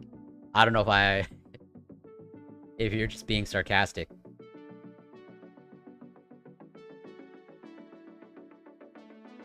Well, I can see where your account was created. I'm pretty sure. I know who this is. But I'm going to cover this also on the next stream. So this is an article, but this article is referring to this research. Okay. And, I'm going to be covering, let's say, scientific debate. Or debate, done scientifically. Instead of just, random people talking about random things that they may not have a full understanding of. There's this review that was just recently published, a few months ago. It's, as in the title, it's an umbrella review, which, pretty generally speaking, considered a really high quality review of the research. And they're basically highlighting that, pretty much it's generally universally accepted that, exercise is, good for the brain, good for your overall physical health, good for your overall mental health. And that pretty much there's almost near unanimous agreement that, pretty much exercise is virtually universally recommended. A whole host of benefits. And maybe aside from the time investment, and maybe, depending on the exercise or activity, a marginal increased risk of injury is pretty much entirely beneficial. But as they're highlighting in this umbrella review, they pretty much close out saying, hey, the quality of the evidence, basically the foundation on which we make these recommendations, the foundation doesn't seem to be all that strong. Or they're highlighting maybe a lot of the flaws in some of the research that was used that results in the exercise recommendation. This is absolutely not to say that there are no benefits to exercise, or we can throw out all of the research that says exercise is beneficial. They're mostly providing critique of basically saying we need to do better. Of the recommendation is still good. It's they're not disputing the claim that exercise is beneficial and is pretty much recommended for virtually everybody as long as it's appropriately planned and executed. But rather it's a call to pretty much do better research. That's all. I want to make that explicitly clear. They're not throwing out the baby with the bathwater. They're just they're providing scientific critique. Yes, you can have link.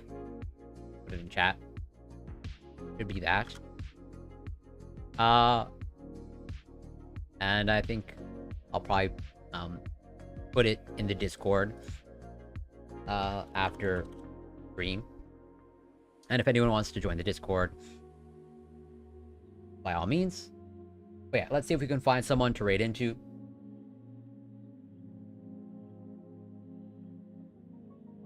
Astro Canuck is streaming. Fellow science streamer. I think we'll raid into them. Gonna set the next stream should be Saturday. And I'm gonna try, again, assuming my sleep holds up, and so far it appears to be holding up. My next stream is going to be on Friday, and then Saturday, and then I'm hoping starting next week in the Discord, I'm going to be posting a weekly schedule. Maybe not next week, but in the next few weeks, I'm going to try and get into the routine of this is my weekly schedule, streaming schedule coming up. And I plan to be more active in the Discord. And also moving forward, I'm going to try after each stream, pretty much provide all of the papers that I cover on stream. I'll link them in the Discord, or put the PDFs of the papers that I cover in the Discord. But we're going to raid into Astro Canuck, science education streamer, and Canadian, most importantly. They cover astronomy.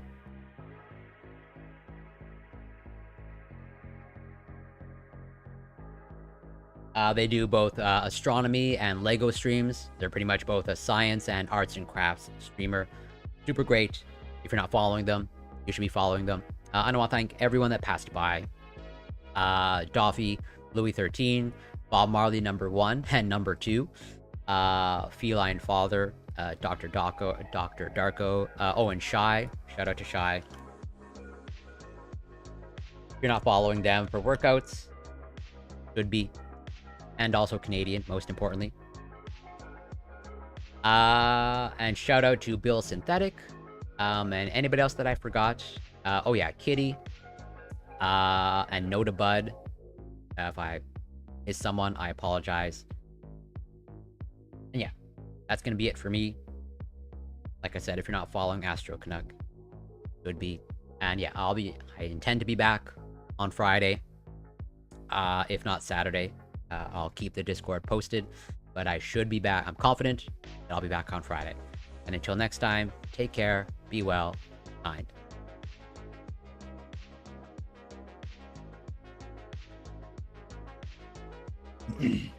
I see the coffee station. Homer is eating all the donuts. Speaking of coffee station, Raiders, welcome to Jurassic Park.